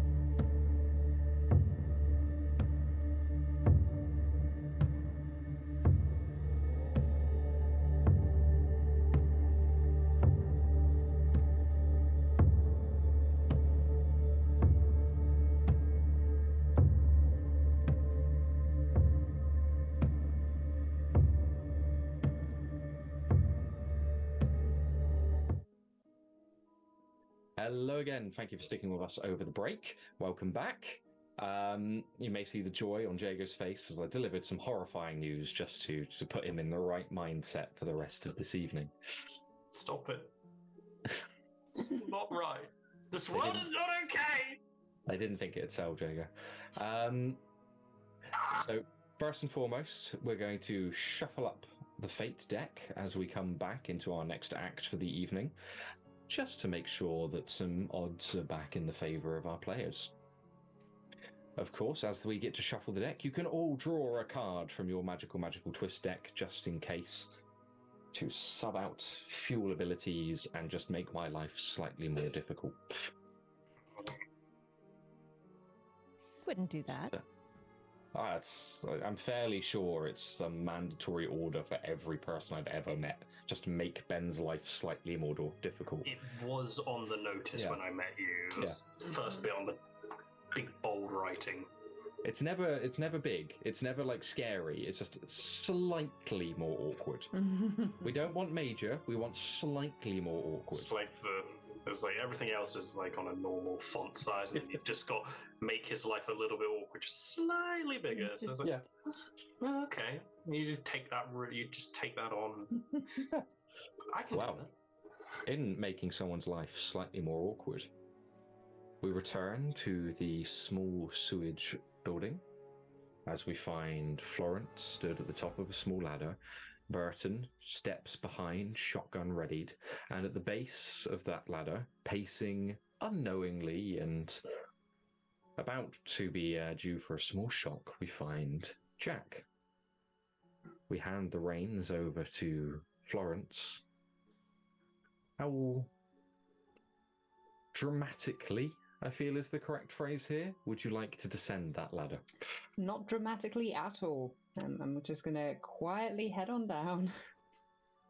Hopefully just very gently land at the bottom and then try and get Jack's attention with a very small... but stay very close to the ladder in case I need to scramble myself. And that will not be done. That will be done very dramatically if I need to go back up it. Fair enough. In which case... How far would Jack be from me, like... kneeling, shotgun ready, but lower, like down, not pointed at him from the top of that ladder?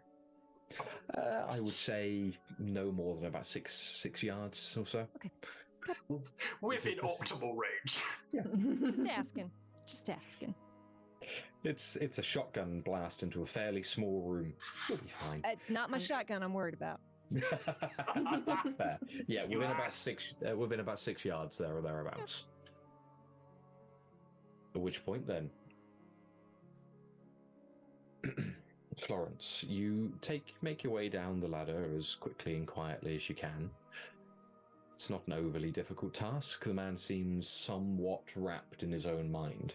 As your feet have kind of hit the base, and you get a quick look into the room of this, what was probably once a messy office, turned into a absolute bomb site. The kind of desk nearby covered in scrawled maps, a small sofa off to the side having been pulled apart and repositioned into some form of a bed, and of course this stench slowly wafting into the room and overloading the senses. The giant in front of you stands with his back turned, hands shoved deeply into the pockets of a fairly ill-fitting jacket, which you can still see tears in the seams around the arms and the back where it's been kind of pulled apart.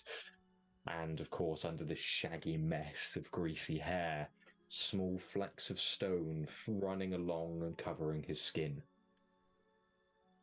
Completely unknown to the imminent danger this man may present, raise your hand and lightly cough, please. Fucking! That's okay. Whoa, no. Hey. No, it's fine. It's fine. I'm here to help. I'm not gonna do anything to hurt you. You want to get out of the city? We're here to do that. I'm not your enemy. We just want to talk. Not your enemy. We're just here to talk. It's just me and just How far away Burton from up there. the trapdoor am I? Bolting distance. Can I still fit through it?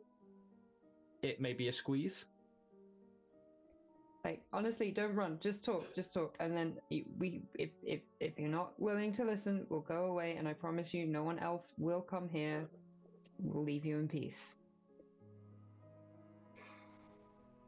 Just for the notes, for both Burton and Florance, as he twists and you see him kind of bring his hand up, you watch as this stream of stone starts rushing across his skin, covering it and just rapidly enveloping his fist.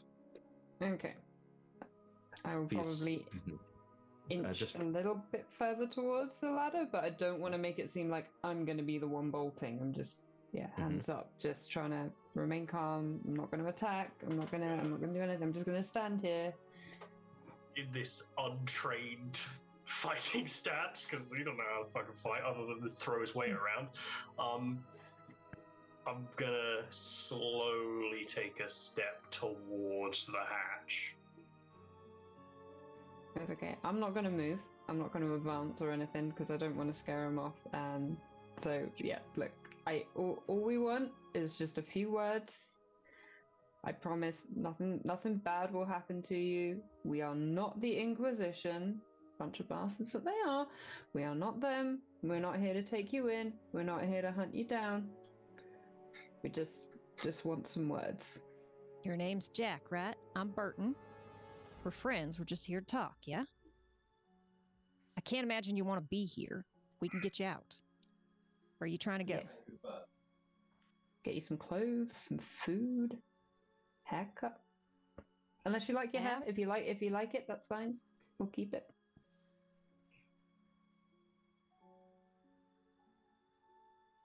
Take your time. It's all right. I know this is a lot. What? See above? I do need to ask, just for yourself, Burton, how visible is your shotgun?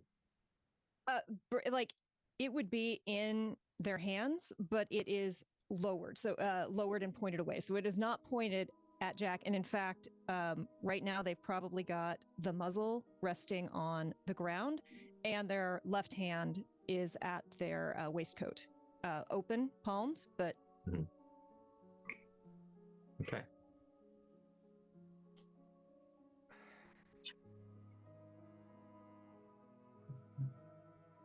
You don't have to come with us right now, but there is an offer of help here if you want it. Like, if you're hungry, we could get you some food, we could get you some new threads. Like, if you want to stay here and unnoticed for a bit, that's fine. But going mad. Well, maybe, but look, you're a big feller, and we recognize that if you wanted to cause us some damage, you could. We're just here to talk, though. We're not looking for a fight. How? What? God. You look so real. I can assure you, sir, that I am. And I'm just gonna, like, if you don't believe me, you can touch my hands. Gently. It's large hand that little speckles of rock on it. It's just gonna sort of single finger about as thick as two of yours. It's just Just as a quick side note there, Jack, you don't remember actually channeling to move the rock to cover your hands. Oh, okay. Oh, fuck, you guys are real. Okay. It's okay. We're dead. Deep breaths. Deep breaths. It's all right. So you wanna...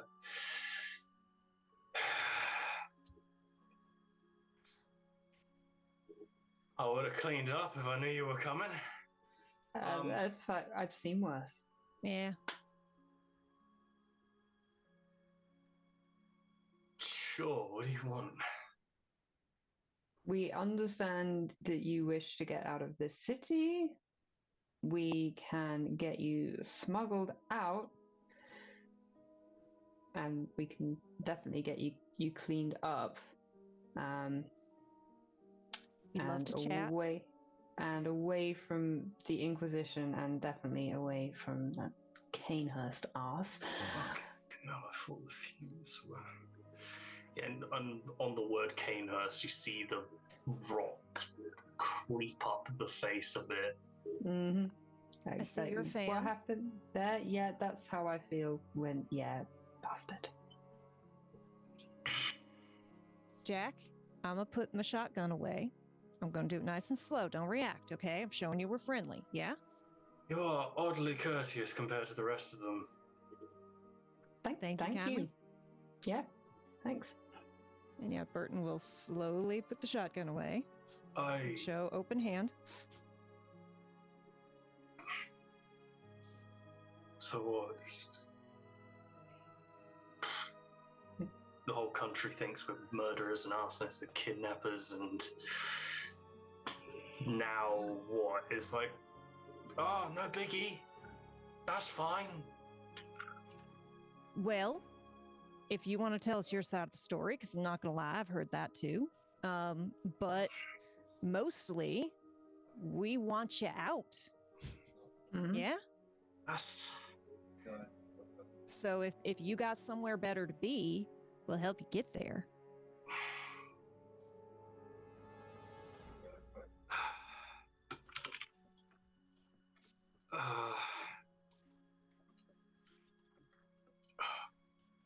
Out of the country would be a wonderful start. Comes with some strings. You're not going to be boxing anyone up on our way out. Oh. You don't. I don't not trust you at all. Fair. That's fair. I guarantee you've got this whole place surrounded and you just got me talking, which is fair enough plan, but... There's not a good way for you to come out and check that, but no, we're giving some protectorate folks and we didn't bring them. No, I don't... they can be noisy, to say the least. It's just the two of us. You lying. I want to check their line. I want to see... What's the deal? I'm so fucking confused.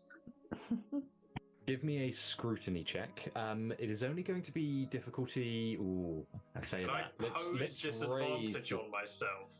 Because I've been in a small room in the dark, going hungry, thirsty, and fumes have been everywhere. I am loopy right now. I'm going to give you considering everything that Jack has been through, considering where he is, and everything else in between, I'm going to give you a difficulty of 12. Okay. If you fail, you will assume they are lying to you. Okay. I also have the honesty feat, the honesty trait, because I am so bad at lying that any convince duels that I do, I get a +2. Okay, cool. In which case, what we'll say then is, despite that, you'll draw with advantage, Jack. So you draw 2 cards and take the highest. Right. And that was, what was the skill there? Scrutiny. Which, for the note, if you do not have it, scrutiny. Is cunning. My God. I shocked myself, but, that's kind of cool. Okay, so that's +2. So first flip-a-doo-dah is 7. Okay. It's not working out for you so far. But there are degrees of failure, so 7, 8, 9 in total. Mm-hmm. And your second flip? It's not any better, so 9 in total for that first one. Okay. You stand there and you kind of drink in their words for a moment, and whereas you're not convinced that they're lying to you, in fact, you're almost certain that they may be telling you the truth. There's a catch to this. Yeah, that's kind of where your mind is settling, that this is almost too good to be true, considering everything else. You believe them. You believe that there's no one out there. But what else is tied to that statement? All right. So what? I come outside. I get I answer a couple questions and I get fucking carted off to the military. Is that the gig? No. You fucking... I'm thinking we get you some clothes and some food. We bring them to you here. We go outside under cover of darkness. We get on a boat and we get out of Saushert, but not to the military, but away from the manhunt. Don't get me wrong, I'm sure they'd be glad to have someone of your size, but that's not what we're here to do. We're not recruiters. Fuck. The fuck? We're not quite. Are you defectors? Are you with the Hidden? Not quite the Freed. Or the Freed? Fuck, it's been a long. But we're definitely not here to take you in, bundle you up, cut you off to the military, whatever those things are. That's not what we're here to do. But we need to get you away from the heat. So look, this city's been through a lot. Yeah. Recently, yeah? Sorry about that. Yeah, I mean, there's a lot of folks hurting, but we don't want anyone else hurting. So I guess shit rolls downhill, and you're the shit, and we're trying to get you downhill. I feel like it. Yeah, alright, okay. So... Smells like it too. That's fair. Alright. Sure. You're awful scratched up there. Do you, Don't worry about it. Burton's gonna reach into their coat pocket slowly and bring out a flask. You need a little something? It's whiskey.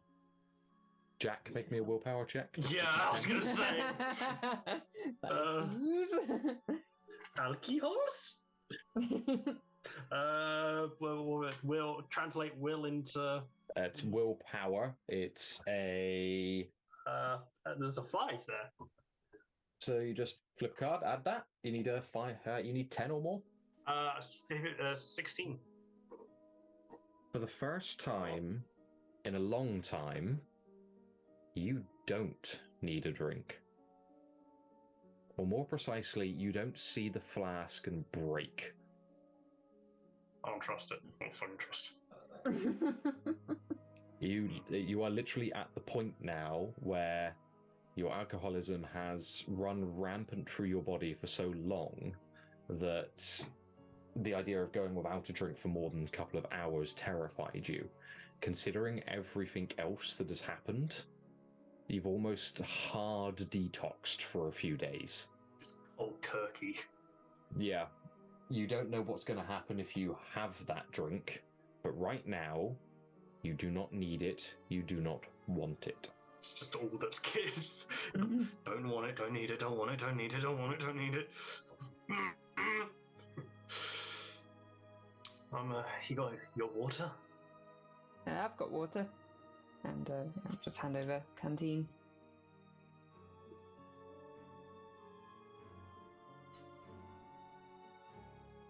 Does it smell of anything? Can you smell anything, Dan? I don't know. Well, it smells of shit, but that's the room in general at this point. Just have a little sip. Any weird taste? No, it just tastes like water. Although, a good amount of taste is linked to the nose, so... Chug it.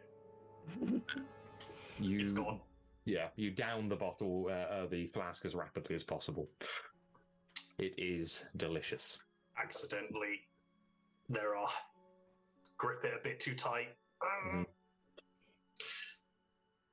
That's fine. You keep it. And you do that. For the two of you watching, this is something quite easy to pick up on. As he starts to drink and the water, you can see his Adam's apple starting to kind of move and his throat bulge as the water rakes its way down.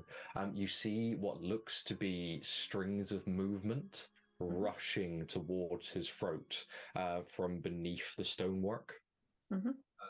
And just kind of networking out. You see as the water pumps through his system, starts to reach his stomach, those same lines pulsate slightly and grow thicker and become visible, as if veins almost.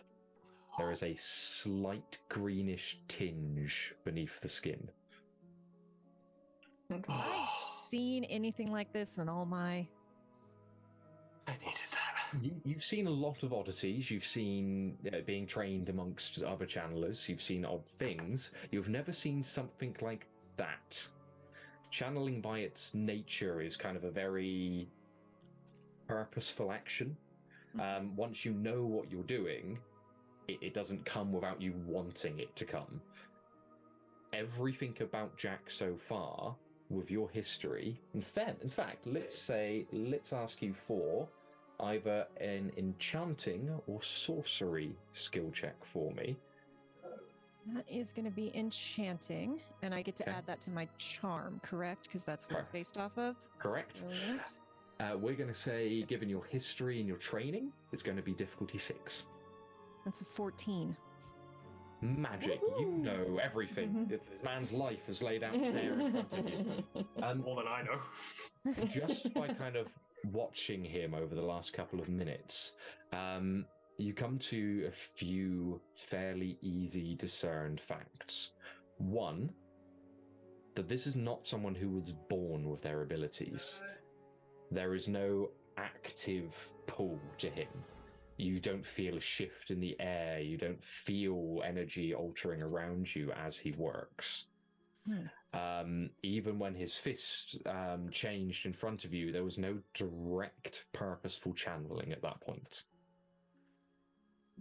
Secondly, whatever it is under his skin, it isn't magical in nature.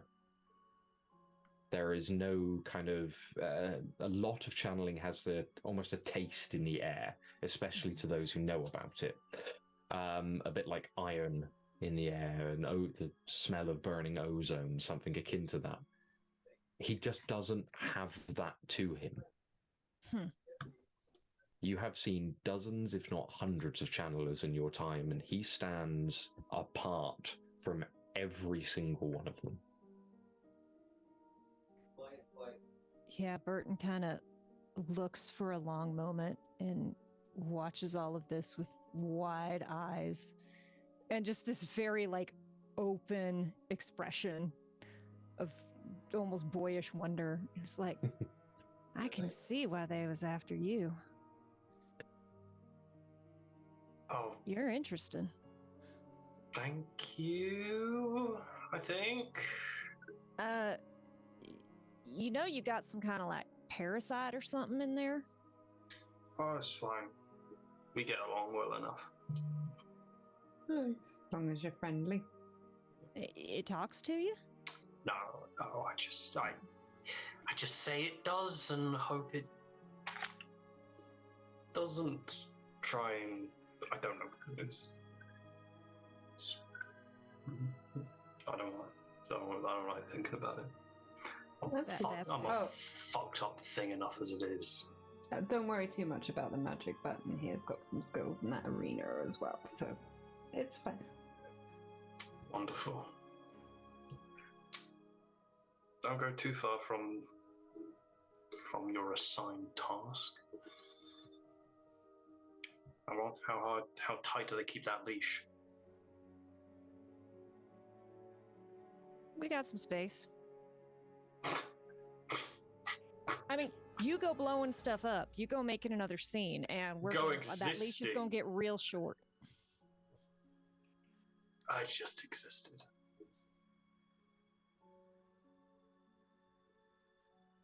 The stench to the room is starting to prevail upwards, even for yourself, Burton, and is kind of past the ladder at this point. You get that horrible feeling that I'm fairly sure everyone is familiar with, which is after being in the area for too long, you can kind of feel it seeping into your clothes and prickling the hairs on your skin. Jack, you're long past that stage. I will never smell normal again. I have accepted this fact. Okay. Well, all yeah, right. It's getting a bit overbearing, definitely, for Florance, who's down there. So I think whatever you're gonna do, go do it then. That's fine. I think we get you some clothes, we get you some food, we let you think on it, and then if you really want out of the city, we'll come back later, and we can go from there. We drop it in the upper room. We hang out nearby, and if you want to talk, you can signal us, yeah?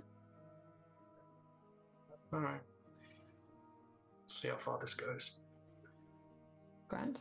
Now, promise me you just won't go up and vanishing, all right? Because then we gotta hunt you down again, and I really like this jacket, and I don't want it to have it smelling like the sewer. Like, no offense, but... Oh no, a bad smell. You decide to play nice, we'll get you the hottest bath you've ever had. Just If that don't cure you. honestly, just something to cover up a bit will do. I've been getting too comfortable.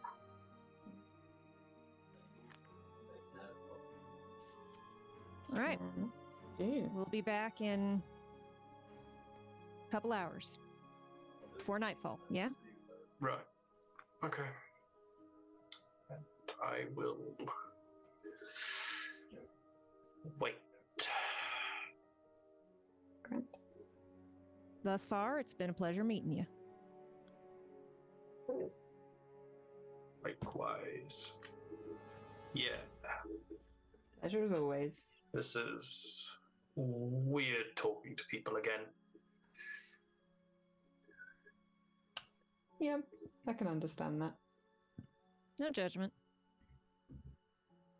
Two of you making your way back up the ladder at that point then? Yes. You watch them go, Jack, as the two of them kind of slowly make their way up and out. I'll check the two of you. Are you remaining quite cautious around him just in case, or a little bit more open, free-flowing, as it were? Still a little bit cautious. Not maybe Staying, quite as much, but yeah, just a little bit. Pretty relaxed, definitely- hand on the pocket watch until Florance is out. Mm-hmm. I'm definitely keeping an ear out for any sort of sudden movement behind me. But I'm not like running up the ladder. I'm going to take it at a confident pace. Okay. Jack, you watch them go. Just stand. Wait 20, 30 minutes. I like the idea that you just stood in exactly the same position for that amount of Sort time. of not do anything crazy. No, I'm not going anywhere for the next. Not going to do anything for just keep an eye, listen out, and just wait to see until they're gone. I'm gonna take the lid off the hatch. Can I fit? Yeah, if you need to. I'm gonna make it so I can fit a bit more comfortably, whether that's just breaking stonework for a bit. And then I'm gonna continue to wait. Okay. Florance and Burton, what would you like to do? You can, well, the floor is yours, as it were. You step your way out of the building, leaving that kind of door behind you. You don't hear any movement as you make your way out, other than what I imagine would probably be a low sigh as the kind of tensity in the room slowly fades. So it's going to be a very deep inhale because it's fresh air. Yes, there is a distinct difference. Well, that was malodorous. Yeah, but it went better than I expected. So I'm big words, not I don't know. smushed against a wall. Florance, he wasn't channeling. What? He wasn't channeling. All that rock stuff, that wasn't him, or not in a way I've ever seen it done. Ooh. And whatever's creepy crawling under, that's not magic. I don't. He needs help. Worms? Okay. Where are we going to find something big enough to fit him? Because How many 7-foot-tall people do we know?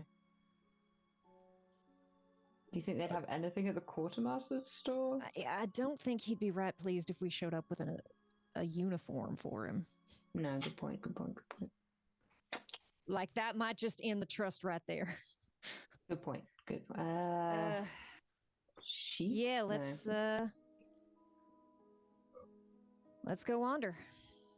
Cool. You start making your way into town. I'm assuming you're just looking for clothes and food from what you were saying earlier. Yeah. Clothes, food, some water, definitely some kind of protein. He's a big feller, probably wants some meat. Okay. Couple whole Bread. chickens. Yeah. Yeah. Your whole Maybe like just like maybe also just like a bucket of water and a scrubbing cloth. Yeah. That's fair. Just I'd be insulted, but I can't deny it. I mean, and if you don't want it, you don't want it, but can I ask then, in that case, one of you for a barter test? We'll call this A what? Barter. It's a social skill. Yeah. Bartha. I got that. You can do that as well. You SpongeBob. That's the next episode, I guess. I'm so good at bathing. We're not on that level of trust yet. It's going to take a bit of a turn, slightly off script of what I expected. I mean, yeah. if that's where this season's going, I guess that's what I signed up for. If you're going to lead the check on that one, Burton, Florance, what you can do is assist. How that works, very, very simply, is it just gives Burton an extra card, so you can draw 2 and pick the highest. Is that from Twist or Fate? From you don't need to do anything, Florance. Oh, okay. It just allows Burton to draw the extra card. Cool. This isn't so much to see if you can get things, just how quickly. Cool. So I've got 2 in barter and 2 in tenacity. So that'll be a +4 to the best of 2. Clicking. So that is a 5 and a 12. So 16. 16. Nice. You spend. Thank you kindly for the assist. Right. You spend a little over about an hour making your way rapidly through town to try and pick up everything you can. Fairly obviously, the bit that gives you the most difficulty is the clothing. Eventually, what size shoe you think that feller wears? I didn't even well check. I was so distracted by that. I'm not going to make the joke. I didn't really want to look at his feet, if I'm honest, not after the sludge. Maybe we'll get him the biggest thing we can find. We can either pad it or he can cut the toes out. We'll figure it out. Eventually, you do find yourselves the equivalent of a big and tool store, a large purpose-built tailor's that sits just down by the docks. It's built a little bit of a reputation in town, so you ask a couple of people around and eventually find yourself there. Whereas they do struggle to fit someone over the size of about 7 foot of the proportions you give them, they do manage to cobble together a rough outfit of a fairly large greatcoat, some heavy wading boots. They give you a couple of different sizes just in case. A rather large baggy shirt, which upon looking at it for a little bit of time you determine is probably made out of some form of ship's cloth at some point or another. But you manage to pull it all together. In total, it does have a cost, however. Now, you two do have options. As wardens, you have the choice where you can essentially flex your authority, if you so choose, or pay for your goods and services. Can we just not ask the tailor to bill it to the protectorate offices? We're here to assist. Yep. You 100% can. You pass on the message. I'm happy to make that charm roll if I need to. And we're going to be out the city soon anyway, so... You need to make the charm roll. It's going to be to the quartermaster. You pass the word on and send a few bills heading back to the Protectorate's offices. You're sure that they have all the time and manpower to deal with those bills. Just, it gets added to a pile. We'll get around to it eventually and just be a bit confused. Yeah. I mean, a couple pairs of shoes is probably the couple chickens and a loaf of bread. That's not going to set him back. Nah. Not at all. It's nothing more than a few coins, thankfully. Especially seeing as people are quite willing to offer discounts when it becomes fairly obvious who you are, and offers of discounts do tend to just float in your direction. Excellent. Back underground, half an hour or so has passed, and for yourself, Jack, you've checked over that hatch into the sewers below, and started kind of working out how you could make it a little bit bigger. And breaking the hatch tends to be the best way of doing so. Yeah. A few swings of your stone fist break rubble apart and send it scattering into the darkness of the sewer below. And with every strike, you realize as you pull your arm back with intent, the stone will always rush down to cover your hand. At no point do you think about it. At no point do you force it. It just happens now. Noticing this, and can I, just think about bringing it to the focusing it to the palm of my head, just to see if I can get it to consciously move? You can definitely try. Give it me a centering check. Difficulty 8. Okay, centering. Yeah, not a lot going on there, but we'll give it a go. That is 8. You spend a moment just focusing. You sit down amongst the bench and just kind of flex your hand. When you start to notice differences in how things work. First and foremost, the stone sets still just on your forearm near the ports that run around the edge of the bone. And as you focus on the palm of your hand, you can feel the grinding of stone and the sound of it as it does start to actively move. Before that, however, before it starts to center in your palm, you watch the skin from beneath the stone shift and move as you see lines of what you would immediately appear to be a vein running up and pulsating just under the flesh. Again, the slight greenish tint beneath it. You watch them writhe and worm their way across. You feel your skin distort and bulge as it passes over the veins of your wrist, running across the bones in your palm and through the muscle, literally lacing between them. It's not a painful experience. It's not pleasant by any stretch of the imagination, but it doesn't hurt. And as those veins, as the easiest way to describe them, settle in your hand, the stone rapidly follows. You would try the same thing on your fingers, see if you can spread the stone up your fingertips, and again, the movement precedes the stonework, as if leading the way. Thinking back to what the strange person with the shotgun up, the threatening person with the shotgun up says, do you talk? You hear nothing. Fucking hell, I'm going crazy. I'm just going to get back to work, just breaking a bigger holes, just enough so the big boy can get through in one clean, just... Yep. You spend the next half an hour or so experimenting and breaking in equal amounts. Eventually, Burton and Florance, you return, having gathered all of your goods, carrying them under arm in a series of boxes and bags. And as you come to the front door and slowly open it once again, you can hear the sound of something breaking stone. It's not difficult to hear by any stretch of the imagination. You hear the repeated impact of something heavy into stonework and it crumbling. Mm-hmm.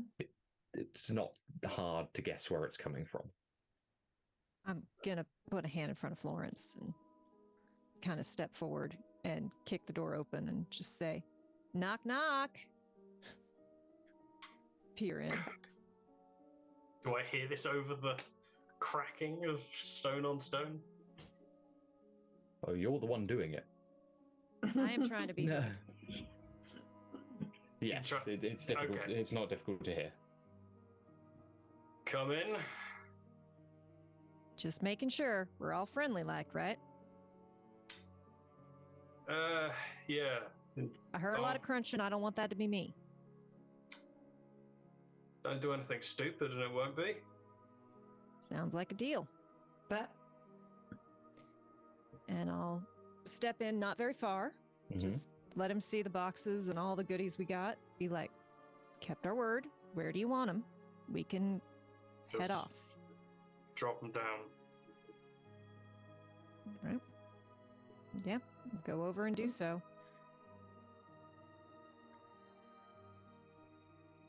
Okay. I'll go over and see what I've got. My care package. Hey. Let's go. And there's no good way to drop this down, but I brought you a bucket with some water and a cloth in case you want some washing. I'm setting it up here and I'm backing it. Just, yeah, we're going to hang out. If you decide you want to talk, you don't got to come out. You just got to give us some kind of signal. We'll be watching. Can I climb this ladder? Alright, yeah. Cheers. as a callback to season 1, can we include some face cream in the care package for Jack? Yeah, why not? Yes! It only took so much shit, but he finally got his face cream. Oh my god, that was such a deep cut. Well done. Fucking MVP right there. Oh my god, that was such a fucking deep cut. I think that might even be pre-stream. Holy shit. I think it was. That's pre-stream. Fuck me. Well done. Give me that shit. Alright, I'm gonna fucking eat that chicken like it's a goddamn caught on the cob where you just got the 2 sticks and then oh my god. Just devour that fucking thing. I like to imagine that Burton and Florance like walked out and behind us we just hear, oh, I'm not like Cookie Monster. Yeah. Burton's like, I think we made a friend. He seems happy. And I'll just kick back within sight and Gonna scrub with joy. This is kind of nice. This is pretty good. As you just so you know, as you scrub and as you kind of introduce more and more water to your system, and nutrients from the chicken start to kind of push through you, those lines of green become more and more eminently obvious across your body. Yay! Yay! Again, never venturing too far from the edge of the stonework, but you can see it. Right. Brightening to the point where you can almost make them out. It's like a vein pushed close to the top of the skin by an excess of muscle. But again, lightly green and sprouting out in separate directions, exactly how you would see ivy covering a building just beneath the skin. Can't wait to be sleeping later tonight and have that as a mental image. Yeah, I'm gonna scrub myself best I can, and then once I'm done, just fucking pour the bucket over my head. Enjoy that, and still pretty drenched. Just try and put on as much of these clothes as that will go on. They're a tight fit. That dumb little beanie that Jules got me. Oh, look at it. It is tattered, horrible, stinky mess, and I'm just gonna shove it in the pocket. Aww. That's mine now. If you hadn't dumped the water on your head, you could have given the beanie a wash too, but hey ho. To that, yeah. plenty more water where that comes from. Yeah. That's It's mixed with the other stuff. Yeah. A bit further down. Oh. Ring it out. Yeah. However much of this actually works as clothes is going to be interesting, but, you know.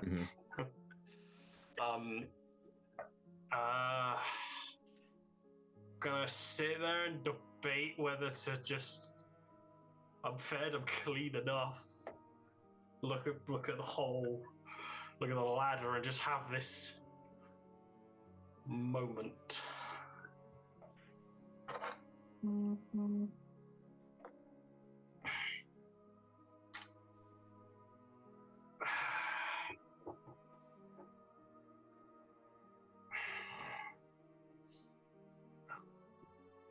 Fuck it. I'm gonna climb up the ladder. Yay. Not before smashing the desk and pulling that scrap that said where I carved Edelyn's name messily and take that with me as well. Easily done. Worryingly easily done, actually. You reach down and it just snaps away with ease. Right before he starts coming out, Burton's looking over at Florance and like, so how long do we give him before we do the thing I don't want to have to do? Opens door comes off the hinge. Fuck. Hopefully. Howdy. Hey. He is not poured into the clothing is too nice of a way of describing it. It doesn't fit. Let's put that bluntly. It is slightly too small, even the greatcoat, to the point where you can still see bits of stonework poking out from underneath, from kind of the sleeves, poking out just below the hem of his trouser line, or trouser leg, sorry, and again from the kind of the nape of his neck and the chest. Looks like I'll put V-neck on. Yeah. Sorry there, friend. We found the biggest we could. Oh, Yeah. bastard. Let's give it some out time. You'll adjust. As he steps out into the sun, however, he takes a single step, breaking from the shade of the building, and immediately the two of you see the sun rush out to greet him, separating him from the shadows for the first time in days and in a metaphorical sense, weeks. You stand there, Jack, the sun burning your eyes for a moment or two, closing them deeply before kind of opening slowly and looking up, seeing the city laid out above you, hearing the sounds of it at a distance, and smelling the change in the air. And as you drink it all in, Burton and Florance, you watch as small lines of ivy start to break from beneath the stone running along his chest, rushing up to greet the sun as rapidly as it greets him. And you see small violet buds of poppies springing from the ivy and just dotting the stonework just around his neck. The flowers themselves twisting up to drink in the sunlight. You mentioned a boat? Yes. Are you aware of the floral arrangement that... I've seen a lot of stuff. I've never seen anything like that. Pretty cool. It's very pretty. That's new. Not aware. That's fine. Yes, we can get you on a boat. Just want to sort of poke at where the poppy comes out of the rock skin. Mm-hmm. Is that like a solid seal, or is like what's it? The stone has a very, very small break in it. The same as in cobblestone that's kind of lining a pathway, just enough for the plant to push out. As you kind of put any form of pressure on the poppy itself, it retracts slightly, and you feel a break in the skin beneath the stonework where the poppy has punctured through. There is a very slight welling of dark blackish blood in the break of the stonework. Red still? Black.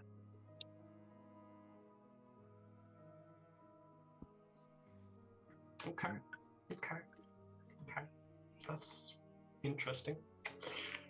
Sort of run that in my fingers. And as you do, that same sound that you heard earlier, the distant tone of 1,000 quiet voices, just whispers back into your mind. No words to be recognized, no intent, just thousands of voices speaking in different tones, in different languages, and none of it means anything to you. Mulling and muddling in the back of your brain.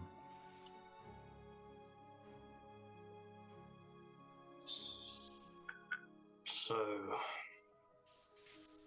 this has been... Thank you. This has been... Fucking hell, I did something brilliant at some point in my life for the martyr to chuck this at me, but... Yeah, what's the catch? Because this is an awful lot for nothing. We need your side of your story. I'm going to confess a little bit of personal interest here, and I'm going to look kind of at Florance, a little guilty because I didn't speak up, and I'm normally quite upfront. One of the people we're looking for is actually an old friend of mine, come to find out. You know Jules? Yeah, I know Jules. We grew up together. I was kind of surprised to see her face. I'd like to not see anything bad happen to... She not kin, but small town, you know? Kind of my folk. Okay, yeah. So... Is that it? You just want to... Just... Well, for you, maybe. The catch is... Don't cause a mess. Talk to us. We'll get you out of here as fast as we can. Okay. Yeah, I can do that. Your mama wasn't a flower, was she? I'm just trying to make sense of this. Again, I've never seen anything like this, and it's just... No, my dad was a flower. Well, that would make sense, yeah. What kind of question is that? Question. You get used to them. They don't mean any harm by it. Okay. Sure. No, my mother was not a flower as far as I'm aware. Neither was any of my extended family. Still have a mystery to solve. Where are we going? To the ducks. What time of day is it? Around midday at this point, so sun's nice and high in the middle of the sky. Yeah, I don't think we're going to be sneaking this one anywhere anytime soon. Yeah. Yeah, I gathered you have realized I'm not the subtle type. No. Can we pretend he's cargo? Bundle him into a crate in a carriage, put the carriage on a boat, and go? That's not fucking happening again. Okay. I'm just Maybe going to get your parasol, see if we could stop some of that growing, but I don't think it's going to matter with your size. No. We'll pretend he's a flower bed. Art installation? Well, I mean, there's one easy way to make sure no one disturbs us, but I'm afraid, Jack, it's going to require you to have a little bit of trust, we could just, says very quietly to Florance, take out our badges. Oh, yeah. That can work. Should work. We'll give it a go. It's just...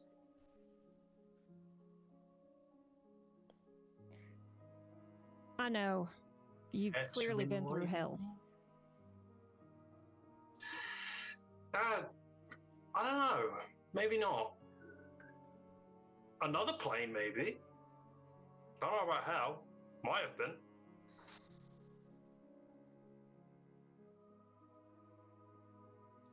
So we're here on assignment to get you to a boat and get you out of here. And we can make sure you're not disturbed along the way.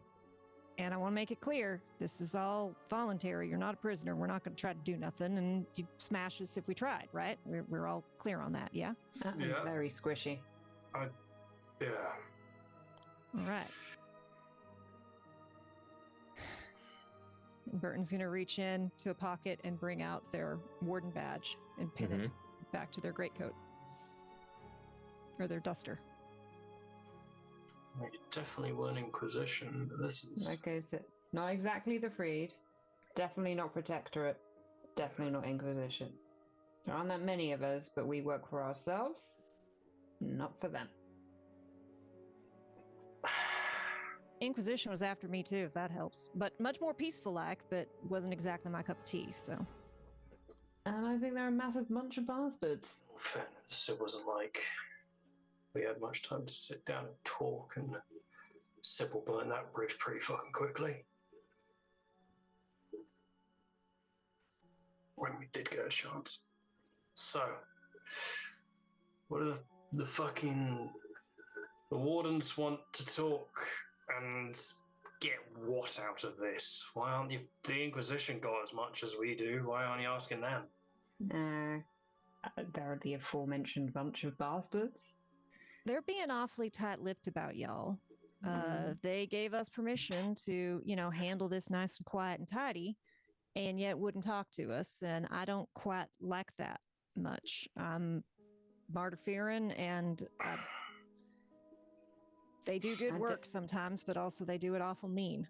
Not my cup of tea. Nope. There are two sides to every story, and everything that's being peddled about you guys being murderers and arsonists and kidnappers and thieves, and the list does go on. But it's rather extensive. One of the arson is our fault. That's fair. One. However, no, two. Two of them are our fault. However, not intentionally. Oh, lad. And that not intentionally is the crux of the matter here, because what we're trying to find out is your side. Not what the Inquisition is spinning against you, but there's something deeper going on here. But we need your part, and Jules's part, and Sybil's part, in order to make sense of this. Oh, I take you haven't tracked them down, so I'm assuming... I have no idea where they are. And... that's it. You don't need to talk to anyone else. No, just the three of us. Mm-hmm. I hear there's a young'un, or at least was, with two of them, and I'd like to make sure that kid's okay. He's fine with us. Right? Good. But with them. So, that's the gig. I get you to him and... scot-free. Mm-hmm. And if we need to get you out of the country, we've been given leave to do that as well. Just don't step foot back here once we get you out. Gosh. And ideally no murdering or fires. Never the intention, but trouble follows anybody who was around us. You are in more danger than you realize. Yeah, And I am really fucking sorry because you seem like decent people. Trouble has a way of following me too, friend. I'm not that worried. It's part of the job. Where Don't say I didn't warn you. Where is it you're planning on heading? Just standing around like a bunch of dickheads. We're still in the office at the moment. Mm-hmm. I think we're gonna head towards the docks. Yep. But whether it's dusk or dawn, I guess that depends which one's closest. Dawn docks will be closest for you at the moment. Okay. What is your plan once you are there? Are you going to trying to charter a ship? Well, first our friend's got to tell us where he's hoping to get, and hopefully a little bit of info on why. At least which way Not the group required, is headed. but nice. Okay. In which case, then, the three of you step away from the office, making your way up into the street and heading directly for the Dawn docks. What appears to be tenuous alliance formed. Nerves probably run flash through Jack with every step, and I imagine no shortage of them with the 7-foot stone man walking behind both Burton and Florance. You take to the streets and disappear into the crowd as much as you physically can.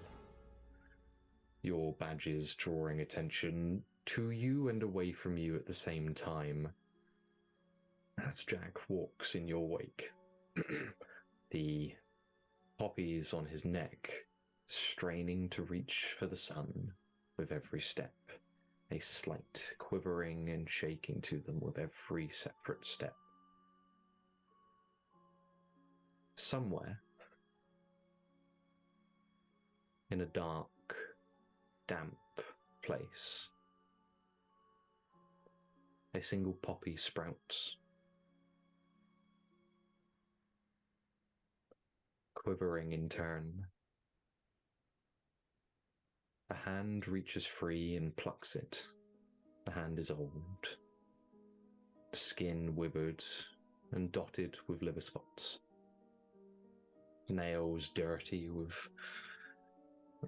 a mix of earth and other substances beneath his nails. A few drops of black liquid drip as the poppy is torn from the vine, and a low humming fills the air as a man smiles. And that is where we'll be leaving it for this week.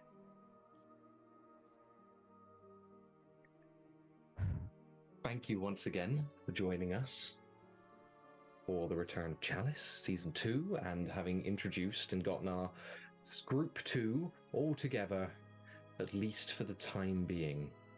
There was no violence! I was as surprised as anyone else. I was really, I don't know, can't give you what you want straight out the gate. You gotta wait for that. I was really worried that you would, like, I couldn't tell which way you were going to play it. I genuinely thought you were just going to turn around and just deck me and be like, okay then, that's how we go. Deck you? I wouldn't do that. I would have just picked you. I would have just picked you up and hucked you at the machine. No, stay away. My basement. Well, hopefully you all enjoyed as much as we did, and will return to see us again in a couple of weeks, as we'll be taking a break next week and returning with Group 1 afterwards. Before anything else, and before we say adieu, goodbye, and farewell, and all that other various terminology for I'm out, I want to say thank you to our wonderful sponsors, as always, Norse Foundry, Session Zero, Umbra Oculus Dice, Mithril Armory, and Arclight Corp, all of whom you can find in the chat at the moment. All of their links, all of their wonderful information. Go and say hello, tell them we sent you, why not, and see what wonderful things you can pick up. This is normally when I'd ask Jago to flash some beautiful dice that have been made by the wonderful people there, but he doesn't use them anymore. I've taken them away. He uses cards now. Was it not enough? And of course, if you want to stick around for something more, especially for our friends overseas from the UK who have a little bit more of the day left than we do here, you can stick around. I can see someone waving their hand. US? No, it'd be the US, wouldn't it? The wrong way around. Yeah, you said friends from the UK. I mean the US. They've got more. I don't, mate. It's. This is exactly the point I'm trying to make. It's very late here. I think my brain may have gone from our friends not from the UK. Probably where I was trying to put that, and yeah, it's just gone. In some direction. One way or the other, if you want to stick around and see something else that's fun, there's no show starting today at 6 p.m. PST at Fallout Rogue Radio. So stick around for that. Have a watch. Enjoy. It will probably be far less miserable. Although, I've got to say it, despite my best attempts, the crew tonight did a wonderful job of remaining upbeat, happy, and my God, there was I would arguably call it friendships forming, and I don't know how to see it. Let's not use that yet. Yeah. Not yet. Give it time. So once again, let's give a lovely sign off to our crew, who they are, where they are, and what they do. We'll start in reverse this time. Jago, lead the way. Hi, I'm Jago. This is my thing. This is sort of my only big internet presence. By Joe, it's great to be back, and I can't wait till next time. Have a good one for the next 2 weeks, and hopefully beyond. There's budding interest at the very least there, Jago. Lynn. Cool. Hello, I'm Lynn. On Twitch, I'm also known as Pantouflesart, or Pantouf if you're being correct, or just Pan for short. I stream most days, Twitch Creative. I do an art stream, usually 10 a.m. GMT. If you want to see more funky art, kind of like the cards, what I drew, I don't know which way I'm pointing. That way?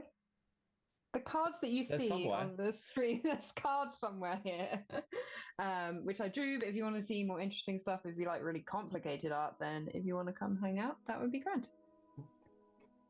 And make sure you do. I occasionally pop in there just to insult her. She doesn't like it, but it's what I do. Oh no, I think it's brilliant. Damn! Now I have to stop it. Foiled again. And of course, last but by no means least, Kay. Hey you all, I am Kay Purcell. I work in video games by day and do all sorts of nerdy TTRPG things by night. You can find me, I was in the chat, at KDamnFear. You can find me all over the internets there. You can find me every other Wednesday at the Emergency... I verb professionally. At the Emergency Power Podcast, which is a Starfinder game. We're in season 3 and it's been incredibly fun. So if you want to see my disaster outer space queer, that is the best place. If you enjoy TTRPG Talks, every Tuesday I do the Chaotic Wholesome Talk Show with my incredible co-host and co-DM David Lee. And you can also, if you like horror, I just a couple months ago wrapped up The God Plane, which was an 8-part horror campaign. You can find it on my YouTube channel. Very different from this, but very fun with Urban Bohemian and a whole host of incredible people. And there's more stuff. It's going to be popping up. But thank you all for having me, and this was very fun. All I can hope for. I don't know how to follow that now. That was a lot of very cool stuff. But a loss. Damn it, Kay. Professional nerd. Well done, Kay. Very rare. I'm at a loss for words. Congratulations. Breaking the GM since pre-pandemic. I don't know. Well, time and place here. And I think Ben was very not prepared for my very optimistic character. Sickens me to my core. We're too used to this world, and we know just make it dark. No, I am wholesome as fuck. Thank you. With a shotgun. I look forward to getting you and Max in a room. Oh, that's going to be so much fun. The accent is going to be so infectious. And last and least, I'm Ben. I'm here whenever we're doing this, and this is about all I do on the TTRPG space, apart from occasionally help make them over at Modiphius and write quietly in a corner. That's my thing. You can find me anywhere and everywhere at Try Again Ben. However, don't expect me to be doing much because I'm not very good at social media in any way, shape, or form. Oh well. Thank you very much for being with us, and we'll see you again in a couple of weeks. Cheers. Good night. Good afternoon. Have a nice time. Bye-bye.